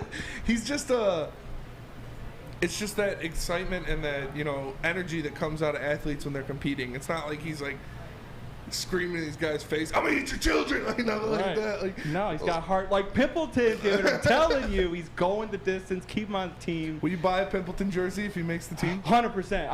I'm ready now. Like, I'll die on the hill. That's my guy. Okay. Yeah, I think they had to do it. You have guys. You have Dan Campbell shout, "Let's go, pimp." You know what I'm saying? Like, you gotta get that clip in And there. they're setting up guys from Central Michigan. You're setting up guys who are gonna get cut. Yeah, exactly. They Like need to tuck on Eazy, your heartstrings. like Blough. For sure. Would they do that? That's what they do every year. They're so No. good. Yeah, oh, yeah. That's so mean, dude. It's gonna be like next episode or the last episode. Next episode for You're sure. gonna hear Justin's gonna be watching, and you're gonna hear Pimpleton, grab your playbook, and he's gonna walk into his office. That guy who was talking to his brother in jail. Yeah, Craig Reynolds. That blew my mind. He said he in 6th grade his brother went to prison or whatever. 12 years. But they still had that like, tight ass relationship. That's crazy to me. Yeah, he said you're ugly as shit. I know. It was like 5 minutes in. Yeah, that was a long time of roasting. Yeah, that was 5 minutes. I felt I was like, all right, let's go. He's like, what we got? Like, that's why you locked up, motherfucker. I haven't Googled it yet, but I want to know what he's in jail for. That's a good question. Does anybody Don't know? ask Eazy. No. He always says the wrong thing. Yeah, Eazy does always say that. He I said did. Titus yesterday. He said Titus Young robbed a bank naked. No, that was just Allegedly. couldn't be cool, further yeah. from the truth. Allegedly, all right. Would be cool. Pretty cool.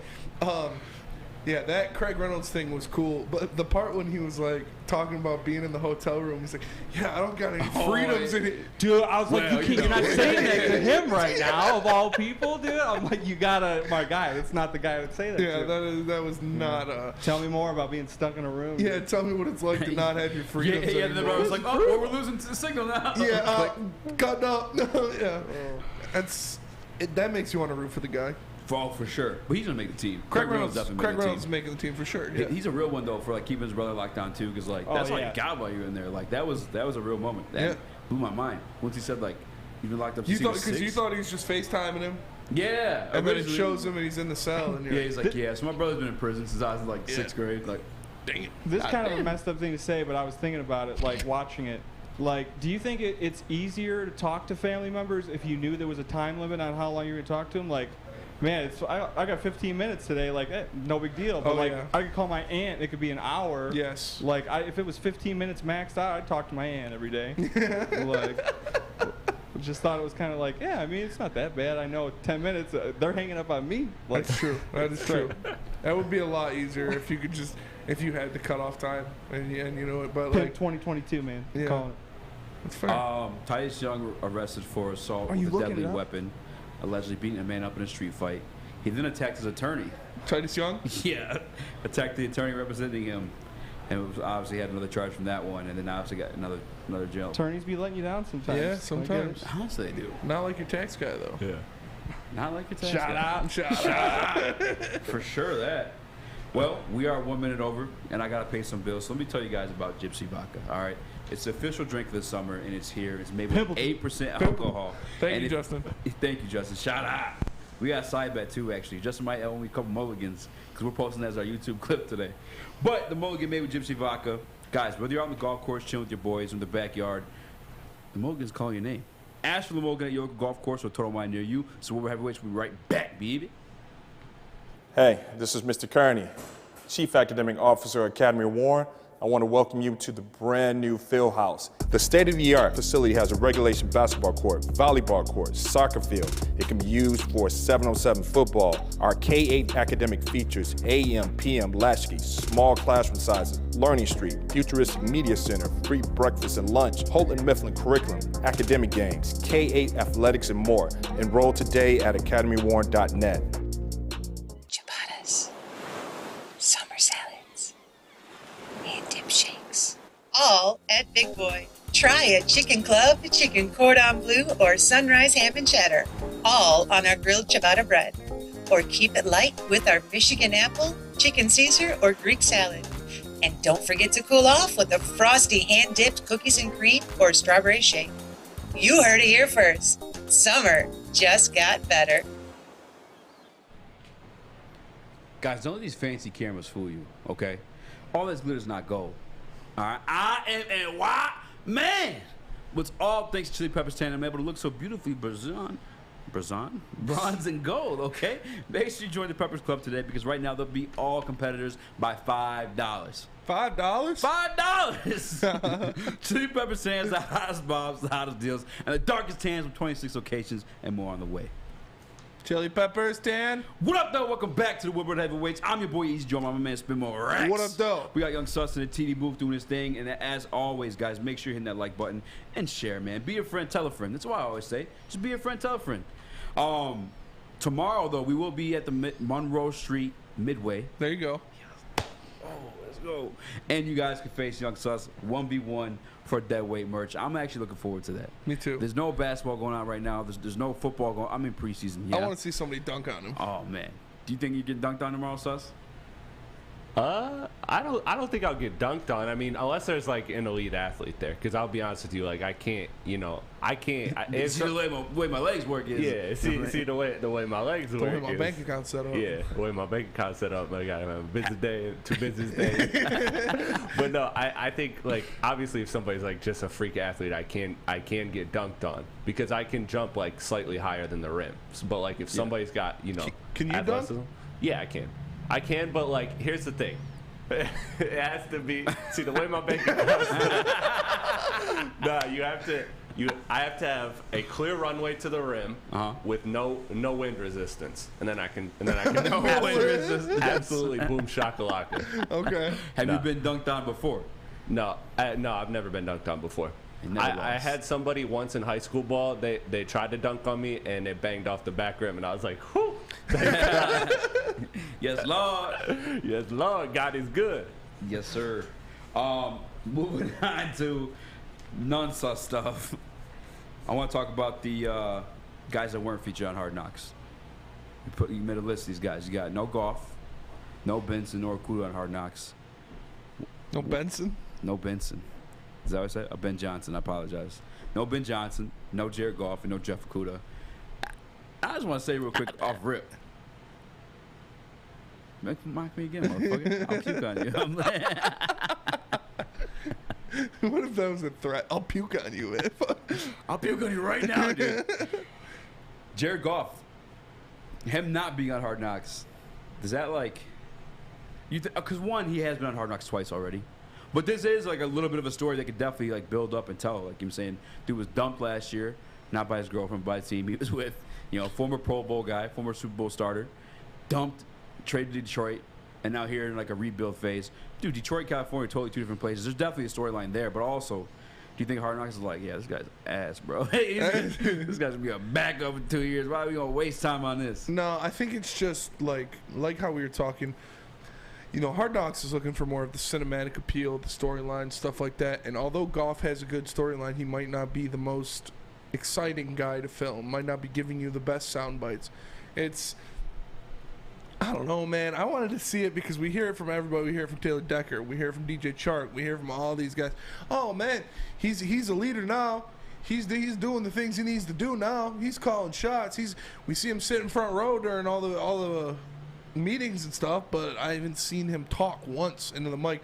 The only time we heard him talk was when he walked up to Aiden Hutchinson's dad and told him he was doing a good job, and then when he asked David Blough how he felt about his drive in the last episode. Like, this is your starting quarterback. You think they'd give the starting quarterback of this team at least some kind of face time?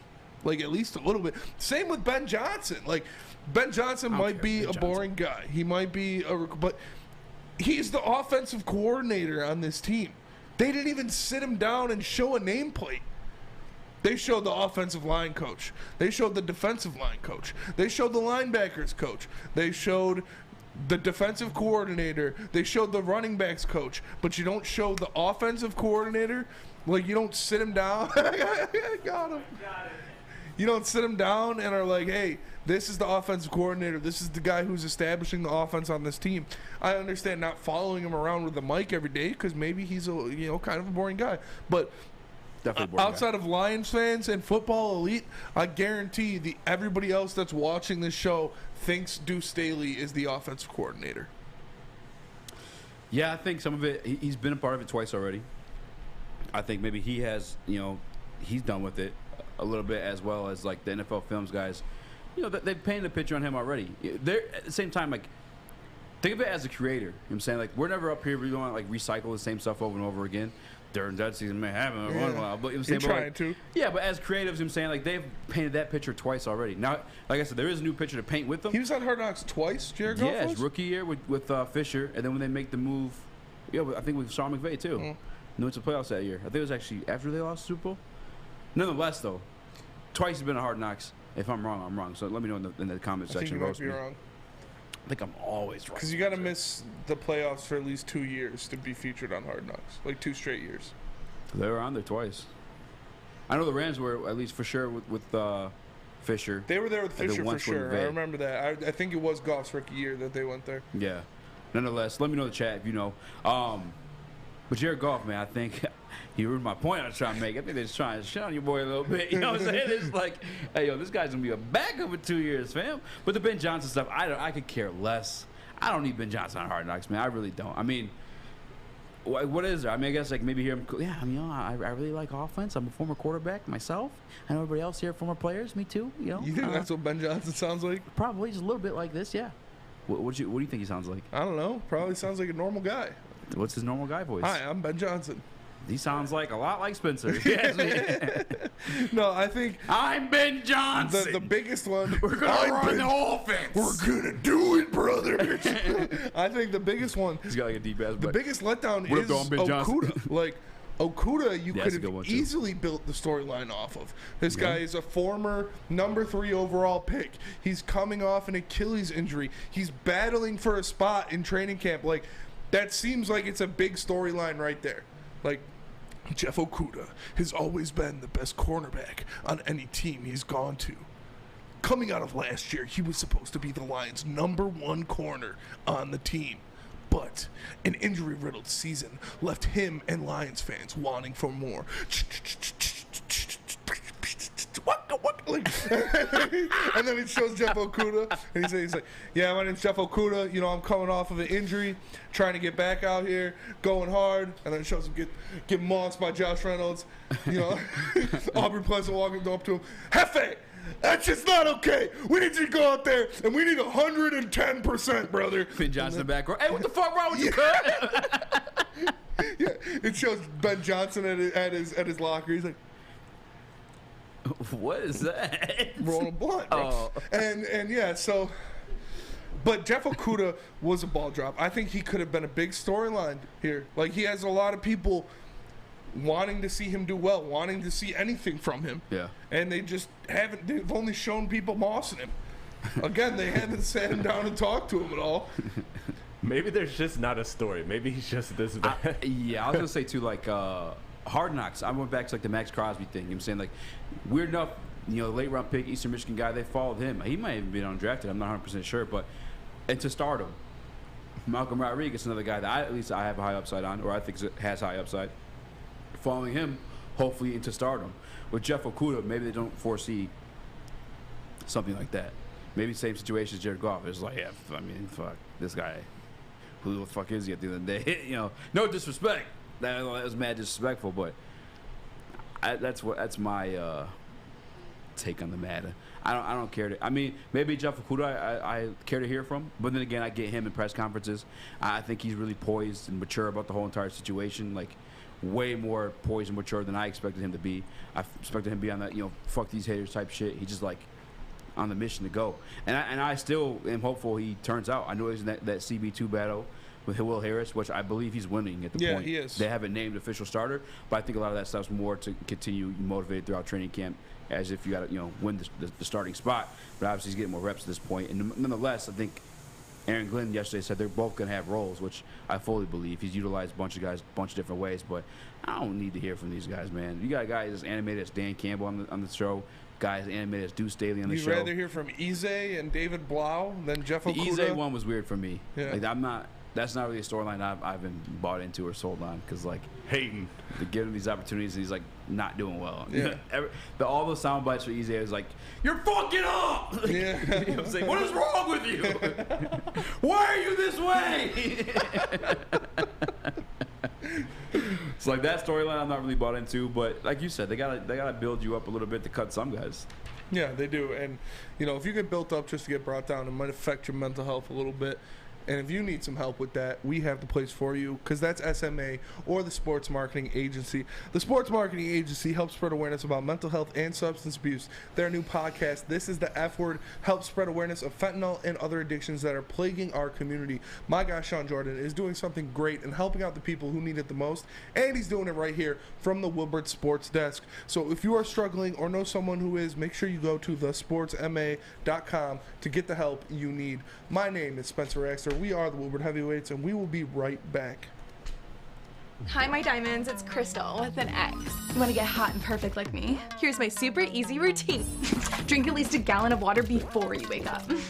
Attach a weight to everything in your house. Hello? Sell your car and just sprint everywhere. Scream when you exhale. Don't follow Crystal with an X. Do your own thing at Planet Fitness with tons of equipment and free fitness training in our clean and spacious clubs. Join now for just $10 a month and cancel anytime. Detroit's downtown summer playground is back. Open all summer long, the Monroe Street Midway. Enjoy roller skating, free Wi-Fi, food trucks, art installations, and so much more. Don't forget to take advantage of the basketball court, putt-putt, and, of course, family programming all summer long. All art installations are done by Detroit artists, and it's a fun, safe event from people 1 to 100. Go to deckedoutdetroit.com. Buddy, it's Spencer for the Foaling Warehouse in Hamtramck, the home of the original football bowling pin game called Foaling. Multiple different ways you can play it. They've got $12 open unlimited play where you can stay there open until close, have a good time. They also have private lane reservation, $120, 10 to 12 people. You get your own lane, and you can bring in any type of food you want if you get thirsty. They have a $2 mystery beer vending machine, as well as multiple fully loaded bars where you can make your own decision. So make sure you go down to Hamtramck and check them out, or visit them online at foalingwarehouse.com. What up, though? Welcome back to the Woodward Heavyweights. I'm your boy Eazy, joined by my man Spin Morax. What up, though? We got Young Sus and TD Booth. Shout out to everybody tuning in with us today. If you haven't already, please make sure to hit that like button and share. Be a friend, tell a friend. We're still trying to grow the brand, the Heavyweights. And like I said, we're about there tomorrow, downtown Detroit, at the Monroe Street Midway. You guys can dunk on Young Sus for the first time in his life. Put your nuts on his chin. All right. Come on. No, dog. I do want to see you get Come dunked on. I love seeing people get dunked on, Hate dude. it. I threw this dude in the hoop at LA Fitness one time. I was taking the ball up the court. He's running up the wing. He's like, all right, threw it up. And I'm like full flight, two-handed on top of this dude. The I was worst, like, the worst is that dude who doesn't finish the oop but like blames you. Like, dog, I put it up where you need to do. You know what I'm saying? Don't blame me because you couldn't execute once you got up there because you're embarrassed. But nonetheless, speaking of embarrassing, I'm not want to call this embarrassing because I rock this guy, man. You made a graphic today, Malcolm Rodriguez stat predictions. Yes. And go ahead and take this one away because you found this part. And I'm not even sure who the Twitter user was, but I heard they were talking wild. So yeah, I saw this on Twitter today, and you can put it up there, Sus. It is.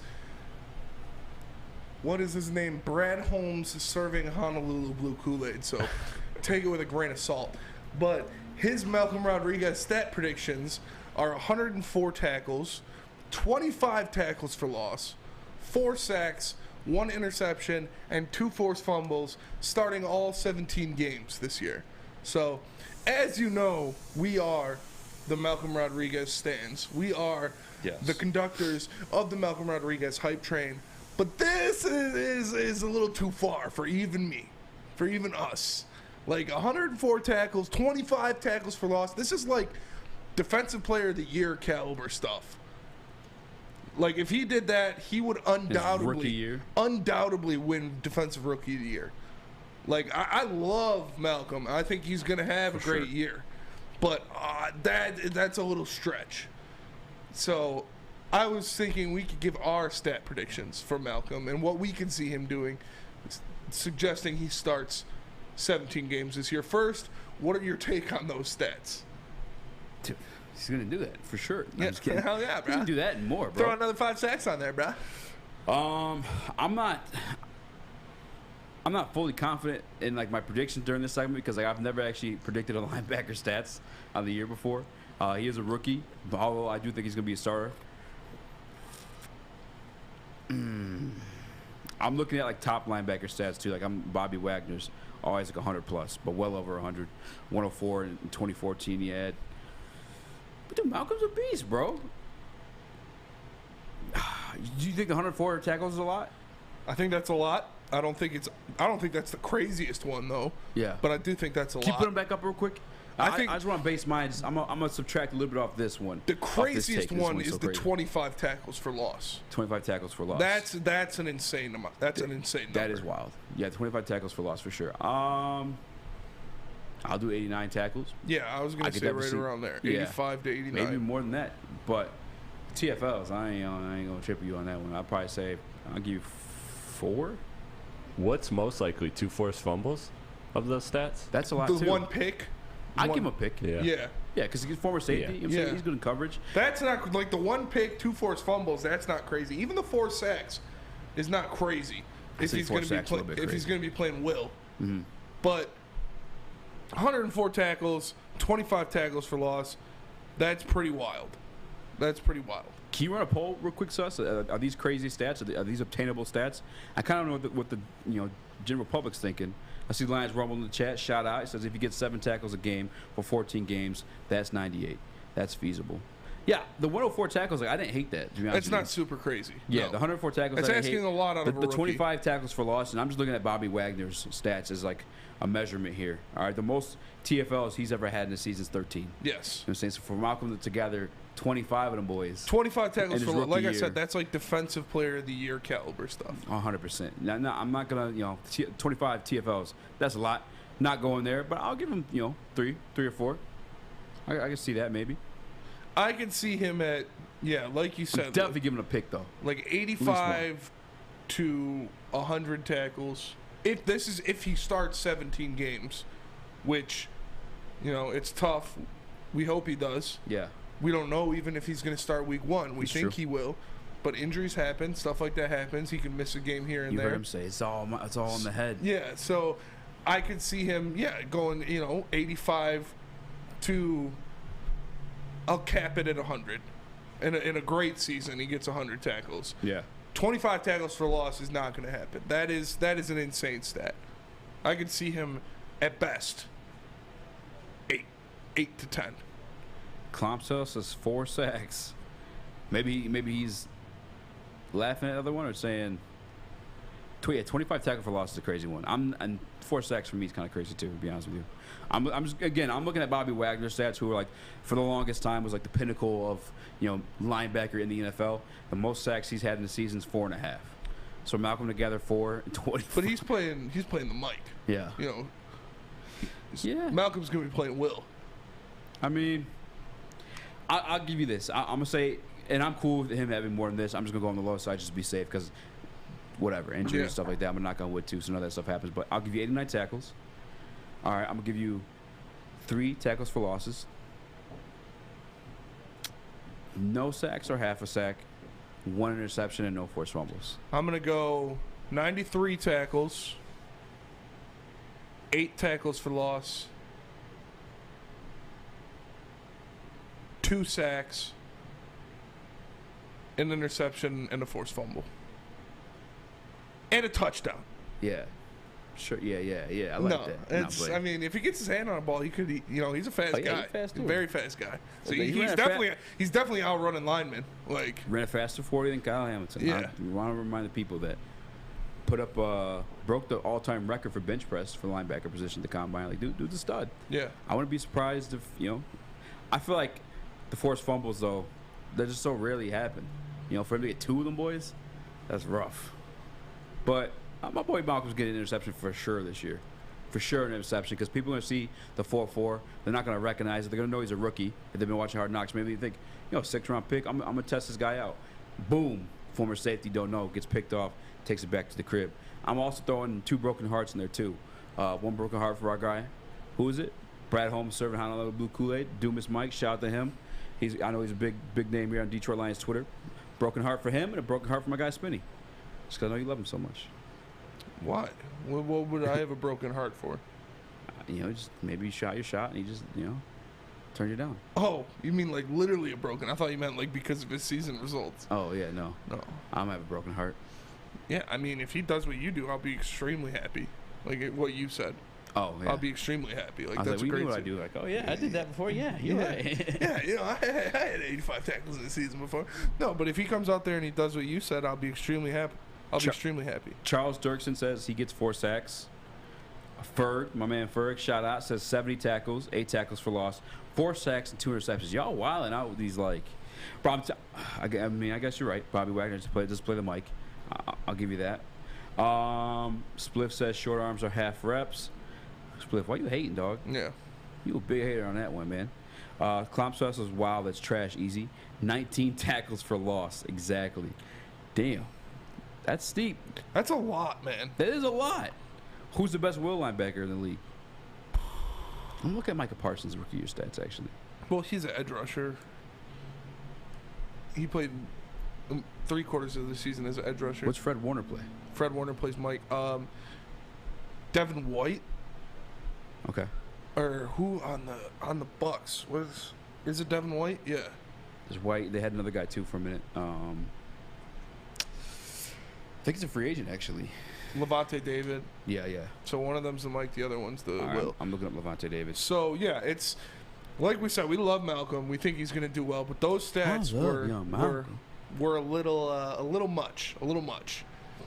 If the dude goes out there and has 25 tackles for loss, he's going to be Defensive Rookie of the Year. And I just can't see that happening. Damn, his rookie year, 20 tackles for losses.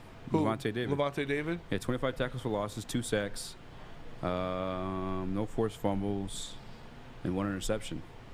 But he was drafted early. How many tackles? Yeah, he's a first or second rounder. He had 139 combined tackles, 112 solo. Yeah, he had a dog.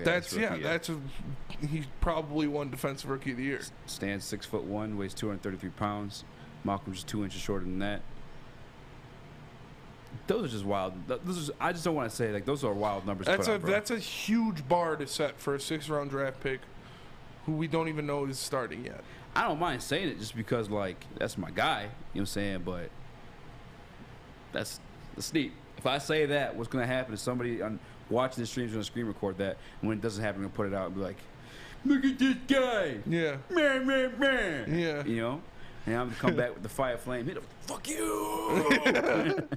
But I don't have to do that to nobody. You know, yeah, that's a lot of stuff to go through, and you know, if you want just an easy experience, something you don't got to worry about, you don't got to worry about the repercussions because it gets done right every time. You should go get your haircut at Lady Jane's because, as you know, we broadcast this show live from the headquarters of Lady Jane's Haircuts for Men in Birmingham.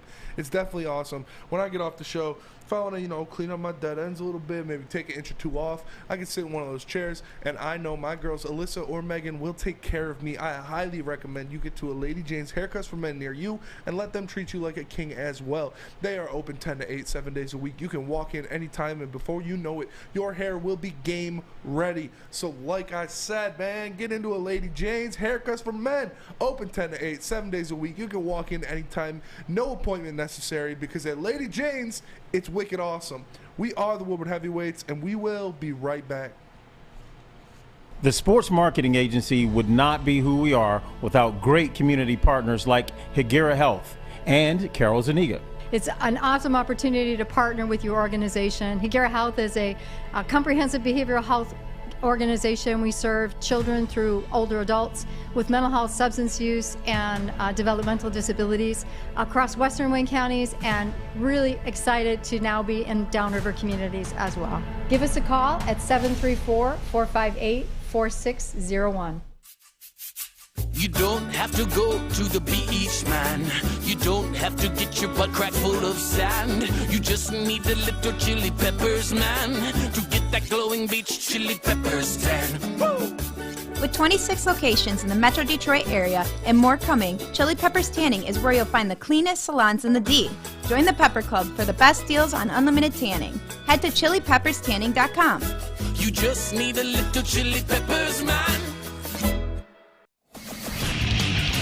Get a shot up. This is for the win. All of Detroit's sports teams live on Woodward. All of Detroit's sports coverage lives on Woodward Sports. Driving the best in Detroit sports coverage. Odds Trader.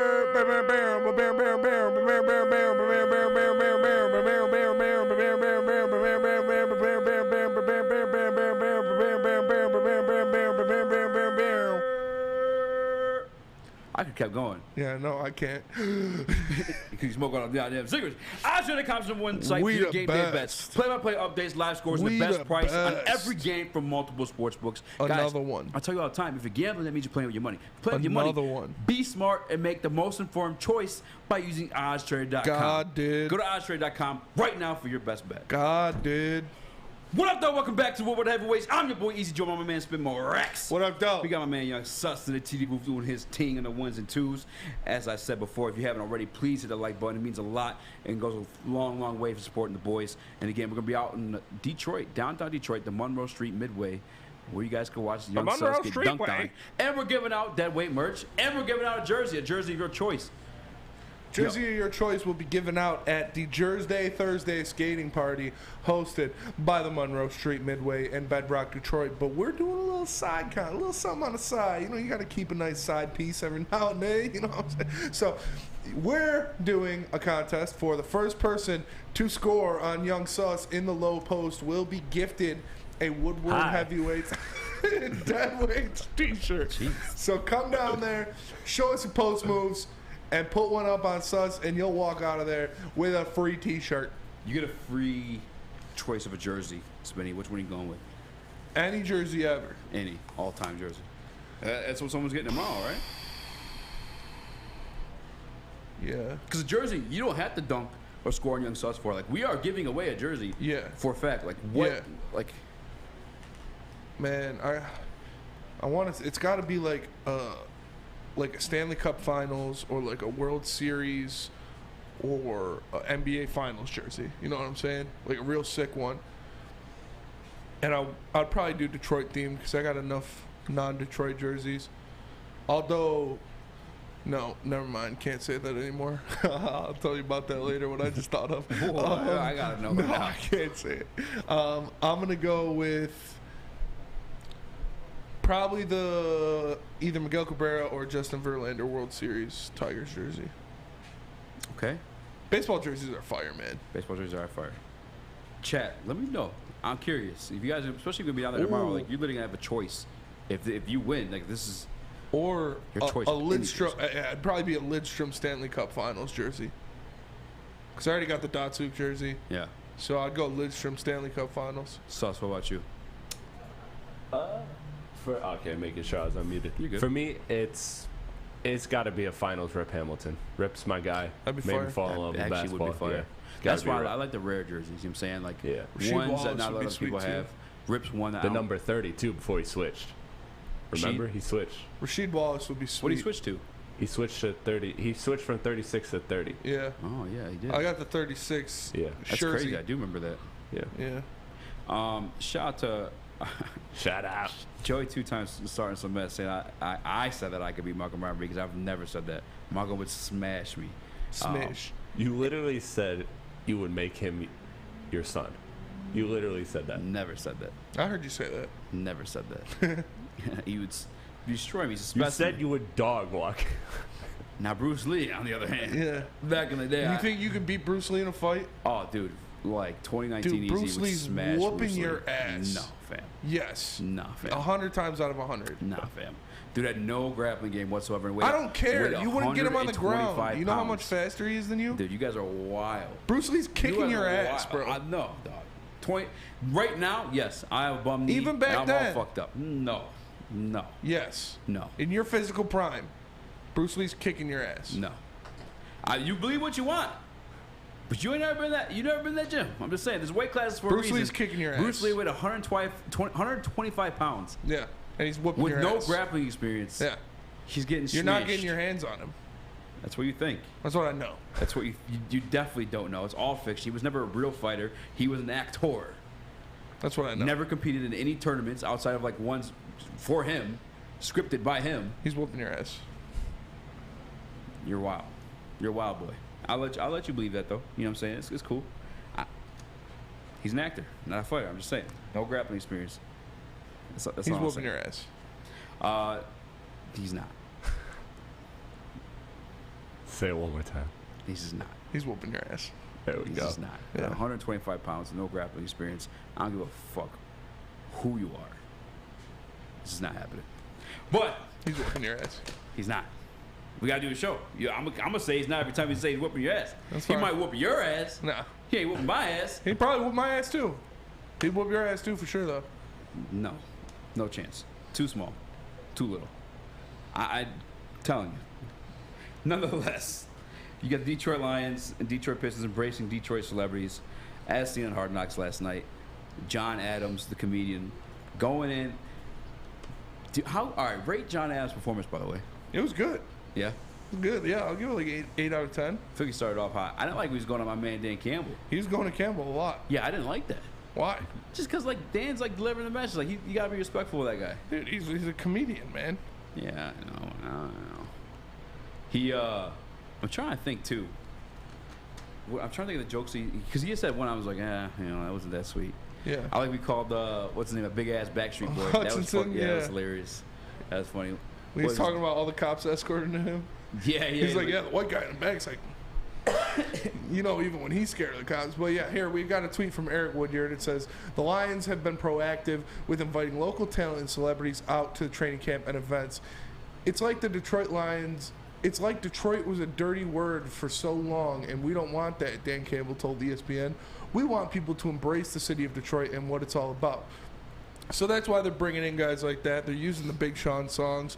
They're bringing in different celebrities in Detroit and showing them off, and that's good, man. It's good for the city. It's good for everybody involved. It shows these guys celebrities in the city. Shows these guys, gives them more connects in the city. So I'm happy for it. And yeah, the comedian was funny, man. He was very funny. I can't remember. He said something. I was like, it was cringy to me. I think it was the Campbell stuff. Maybe I'm just being like some people like you criticize their favorite player and they're like, no. Yeah. How dare you say that? He's got the biggest schlong. That's exactly what you're doing. 100%. He was roasting Dan Campbell. That shit was funny. Aaron Glenn was dying about it. Yeah. Aaron Glenn was back there laughing his ass off. Okay, so when we started, it was funny, then he kept going, like, it wasn't funny anymore. I'm trying to think of what it was. It just wasn't a good. Hey, you know what, John Adams? I'm not hating though. Like that's a big one. You got to perform in front of the Detroit Lions. Get the flick with Dan Campbell. That's a dub, by the way. And then you also did it on Hard Knocks, like in front of millions of viewers. Everyone's tuned in for that one. Dude, his stock went up. Yeah. I wish I knew he was going on the show because I like to do this weird thing. Even when guys in MMA or UFC are fighting before they do like the first main event, I like to see like what their following's at and then what it is like after they win. Yeah. I wonder with John Adams like how much like he rose it up jumped throughout up the night. a lot for sure. Yeah. I'm sure. Yeah, he called Dan Campbell Hulk Hogan. Yeah, that's what he did. That was funny. It's pretty funny. Yeah, you just don't talk about my boyfriend like that. That was a good time. But you like to see that. You like to see them doing that. You like to see the Pistons bringing in, Big Sean to be a creative director, bringing in, doing different things like that. Like they're spreading their roots throughout the city. Yeah. And they're showing these guys, the good things about Detroit, the good sides of Detroit. Here's success stories out of Detroit. Here are guys that are doing their thing from the city, so bring them in and talk to them. You love to see them getting involved with the city like that, especially the Lions, especially guys like Dan Campbell who haven't been here. Obviously he played here a while ago, but he's only been here for 2 years. Yeah. So he's already bringing it in. He's trying to promote that culture. He's trying to not only bring the city culture or bring the team's culture up, but bring the city's culture up on a national scale. Like you had the national spotlight on, so you're bringing in guys. You're playing the Big Sean songs. You're bringing in, Detroit comedians to be like, yeah, this is welcome to Detroit. Get that stigma off of it. Everybody talks about anybody outside the city is like, oh, Detroit's a shithole. It's like, no, you've probably never been there. Like, yeah, there's bad spots, but there's bad spots in literally every major city in the entire world. Every city. Like there are ghettos in every major city in the entire world. But Detroit is a great place. And it's on the rise, and I'm glad they're putting some shine on it. Shine on. Good song. No, I'm kidding. No, I feel that. And the Big Sean songs, I shout out the Lions Rumble the chat. I 100% agree. Sean has some bangers. A lot of stuff from Detroit, too. They grabbed a line from when he was talking about rapping in the huddle. Don't make that face, bro. You listen to Future. I don't want to hear that. Future's a goat. Future's garbage, bro. You were banging the Future. Every time I play it, you're going hard. You are absolutely lying. The only time is that's that such cat. So wait. I played like 5 Future songs here the other night, and you were bobbing for all of them. Yeah, I bobbed at anything. I bobbed a Footloose.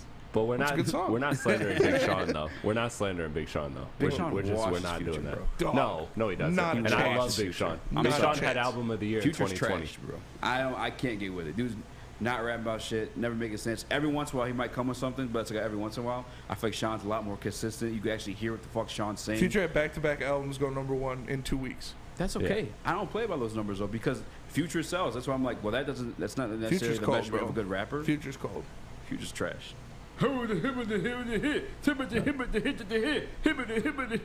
That's what Future is. Sean raps better, but Future's music catalog is better. Much like better. we're just not debating that. Yeah. I can get with Sean's that. like a better MC. Yeah. Yeah, Sean's a better But rapper Future's for sure. a better artist. Sean got bars. Sean's kind of corny too. No. Very corny. Future also kept his like relationship with Drake tight, and every time he puts Drake on something, it's gonna blow up. Future and So? Drake a good combo. I could always give you that. But like, I don't know. That's the only like type of Future I'm listening to. I'm never like listening to Future just to listen to Future. Like, I'll never forget my brother. He just got out. He was like trying to show me the what March Madness, and I was like, bro, I was just staring at him. March like, Madness bro. is fire. That's not for me, bro. I just, and I'll never forgive him for what he did on King's Ransom. King's dead. dead. King's dead. Da-dee-da-dee-da. Slamomina. That is unforgivable. That bro. whole song's trash. What? J-Rock's verse is trash. J-Rock My good been says- ready, my wood been ready, my bitch been ready, my fit been ready. That's not that bad. That verse is awful. That was a commercial grab. That was verse a is awful. commercial Yeah. grab. Kendrick set that shit up to be Kendrick's so was sweet, fire, Yeah, bro. Kendrick's verse was Miss fire. me with that bullshit. Yeah.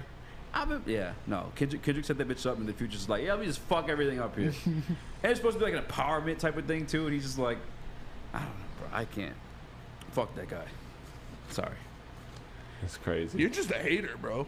I'll hate on Future openly. That guy is garbage. He's not good at rap. That's just when not guys true. like that, like That's just not Bruce true. Lee would whoop your ass. Yeah, Bruce Lee would whoop your ass. Hey, Bruce And Lee so whooped would Future's Future. ass for sure. Future would whoop your ass. I'd take on Future. Shit, does he train? He'd whoop your ass. That's what you think. Cintron's officially the drink of the Detroit Red Wings. And Cintron has combined all 3 of their delicious flavors into a limited edition 6-pack sampler box. Try Cintron's great tasting cranberry, classic, and sugar-free all in one pack. Pre-order your Cintron 6-pack sampler today at CintronWorld.com/Red Wings. Get energized with Cintron. Let's go Red Wings. I can't say what else I was going to say. We'll be right back. New to the game or a season better? OddsTrader.com has everything you need to make the right bet ahead of kickoff. Begin your handicapping journey with OddsTrader. Improve your edge by finding the best price on every game from sportsbooks in your backyard. Take advantage of the numerous sign-up bonus offers to pad your bankroll. Dive into key game statistics, player performance, and even account for the projected game day weather. Best of all, you can use the OddsTrader bet tracker to keep a log of your action. Welcome to OddsTrader, and best of luck. Hi, I'm John from Better Rate Mortgage, and to me, family is more than blood. That's why I have the biggest family in Metro Detroit. If you're looking to buy a house or refinance and need a loan, come get treated better than family by me and our entire team here at Better Rate Mortgage. We pride ourselves on giving you better advice, better service, and a better loan experience. That's why we are Better Rate. If you're looking for a new mortgage, come get treated like family. Actually, better with Better Rate Mortgage. Visit us at mybetterrate.com or call at 248-480-4467 today. What's going on, everybody? It's Spencer for the Monroe Street Midway, presented by Bedrock Detroit. Grab your favorite jersey and join us down at Monroe Street Midway tomorrow on August 25th for a Jersey Thursday roller skating party. We'll be down there broadcasting live from the Rollout Detroit Roller Rink with a Jersey themed party. Starting immediately after our broadcast, there will be a DJ and a jersey giveaway. So mark your calendars and join the Woodward crew for a Jersey Thursday tomorrow at the Monroe Street Midway. And don't forget, you have a chance to win some of that Dead Weights merch if you could score on Young Sus in the low post. Not happening. So come check us out tomorrow at the Monroe Street Midway, presented by Bedrock Detroit. What up, though? Welcome back to Woodward Heavyweights. I'm your boy Eazy. That's my man Spin More Racks. What up, though? We are Young Sus in the TD booth. These young kids just don't know. You know what I'm saying? Listen to all this hibbity-bibbity stuff. You take it back. Al Green. No, no, one time This is not even a funny story. I'm not even gonna get into it. Every time we're talking about boxing, the white man wants to bring up Rocky Marciano. He whooped Joe Louis's ass. If you guys haven't already, please hit that like button as we are winding down the stream into the last 5 minutes of the show. And we have a big Woodward Sports fantasy football tournament going on. And I need some of the help from you guys listening, you guys who hitting that like button, you guys comment in the chat. Did you see the punishment if we lose? What is the punishment? You gotta stand in your underwear on Woodward holding a sign that says I suck at fantasy football. No one's doing that. Both people are gonna do it that have the worst record. If I have the first record, I'm not doing I've never played You're a fantasy. pussy, then. I've never played fantasy, but I'll do it. Yeah. A punishment's a punishment. Yeah, that's what you do. Sus as a dom or what do you call it? Sub. Yeah, so it's a sub. Definitely not. You do that anyway. You're a 6'6" when bottom. We were eating pizza on, I think it was Noah or somebody or Fletch. They're like, Sus would probably do it anyways. He'd just go. Yeah, I would. Sus probably would. I would sign this guy Fox. Yeah. No, but yeah, Branding. that's because we're doing 2 12-team brackets, and the loser of each bracket has to go out on Woodward with I in didn't their even underwear. see who's in my league. Do they have the leagues? Yeah, they got the leagues. Leagues were sent on Slack. Our league, you're not in our league, but my league. You two are in a league, but I'm no, not in you're that in league. Easy's, you and Eazy are in the same league. Oh, for sure. My league is stacked, bro. I don't know who did the order of these leagues, but if Easy's in the league, I'm safe. my clothes league are is safe. not fair. Yeah, you got you, I'm literally Eazy, Fletch. What do you mean Eazy? I forget what. Do you even play fantasy football? Yes. What the what? I've never heard you talk about fantasy football before. Because no one gives a. That's one thing. Like, no one gives a shit to hear about like your fantasy football team. Like, think about every single time a guy's like caught you like, look who I traded for. You're always like, I don't give a fuck. You know what I'm I saying? talk about fantasy a lot. But when other people show you the teams, like you're like dialed in, like a little bit. I mean, if you do made a listen to trade or Future. something, yeah. I guess you do this. I've literally never heard you even mention fantasy football. We've talked about fantasy football like last year. I didn't know you last year. Yeah, we did. You told me about your Vampire League, and I was like, "That's sweet. I'd love to do that." 'Cause Yeah, I fucking kill it off the waiver wire. That is true. That's my biggest. I'll be up there at 4 a.m. because I don't sleep anyway. I'm like, Yeah, that's true. Oh, waiver wire is the key. I want to address this in the chat because I have the second overall pick. I just told you guys, no one gives a fuck about other people's fantasy teams, but draft time, we care. All right, second overall pick. Who am I taking? I'm honestly going running back. Who? Naheem Hines. Yeah, all right. No, you said you're going running back for sure? Yeah. I don't know, man. Yeah, I mean, it's Gotta go safe. running backs early. Running backs, we're in separate leagues. Wide receivers are where you make your money. Well, also, I don't know. Wide receivers I don't know are if this is dime a PPR. I assume it's PPR. 'Cause if it's not PPR, you're just stupid. But number 2, it depends who goes number 1. I think I don't know who's got the number 1 pick in your league, but I'm sure they're getting Jonathan Taylor or Christian McCaffrey, somebody like that. If I was you, I don't like McCaffrey. If I was you, I would go Derrick Henry, honestly. I was thinking maybe Farrell Cooper. Farrell Cooper wouldn't be bad, yeah. Or, what about Jeff Okudah? Khalil Pimpleton. That's what's up. I'm glad I got Sus in my league. He's talking about Jeff Okudah. Khalil Pimpleton? Yeah, Khalil Pimpleton for sure. Sim for Pimp. At speed. Taylor, Taylor. I'm Henry, hoping Taylor falls to me. Booner said Henry if Taylor goes. I just don't trust him after the foot injury. He's already had a shit ton of carries on him. He's got a year and a half though off. He's gonna go crazy.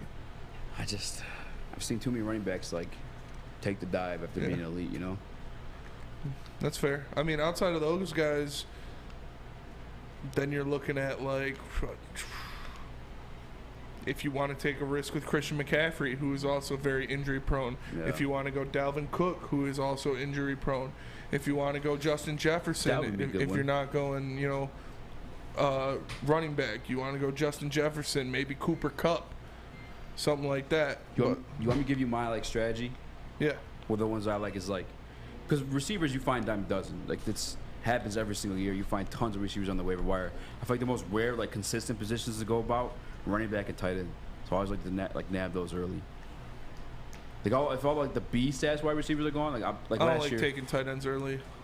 Well, it depends. You gotta be an elite one. Yeah. I was like a sleeper for this year, like Kyle Pitts. Once the first 3 tight ends are gone, I'm waiting until round 8.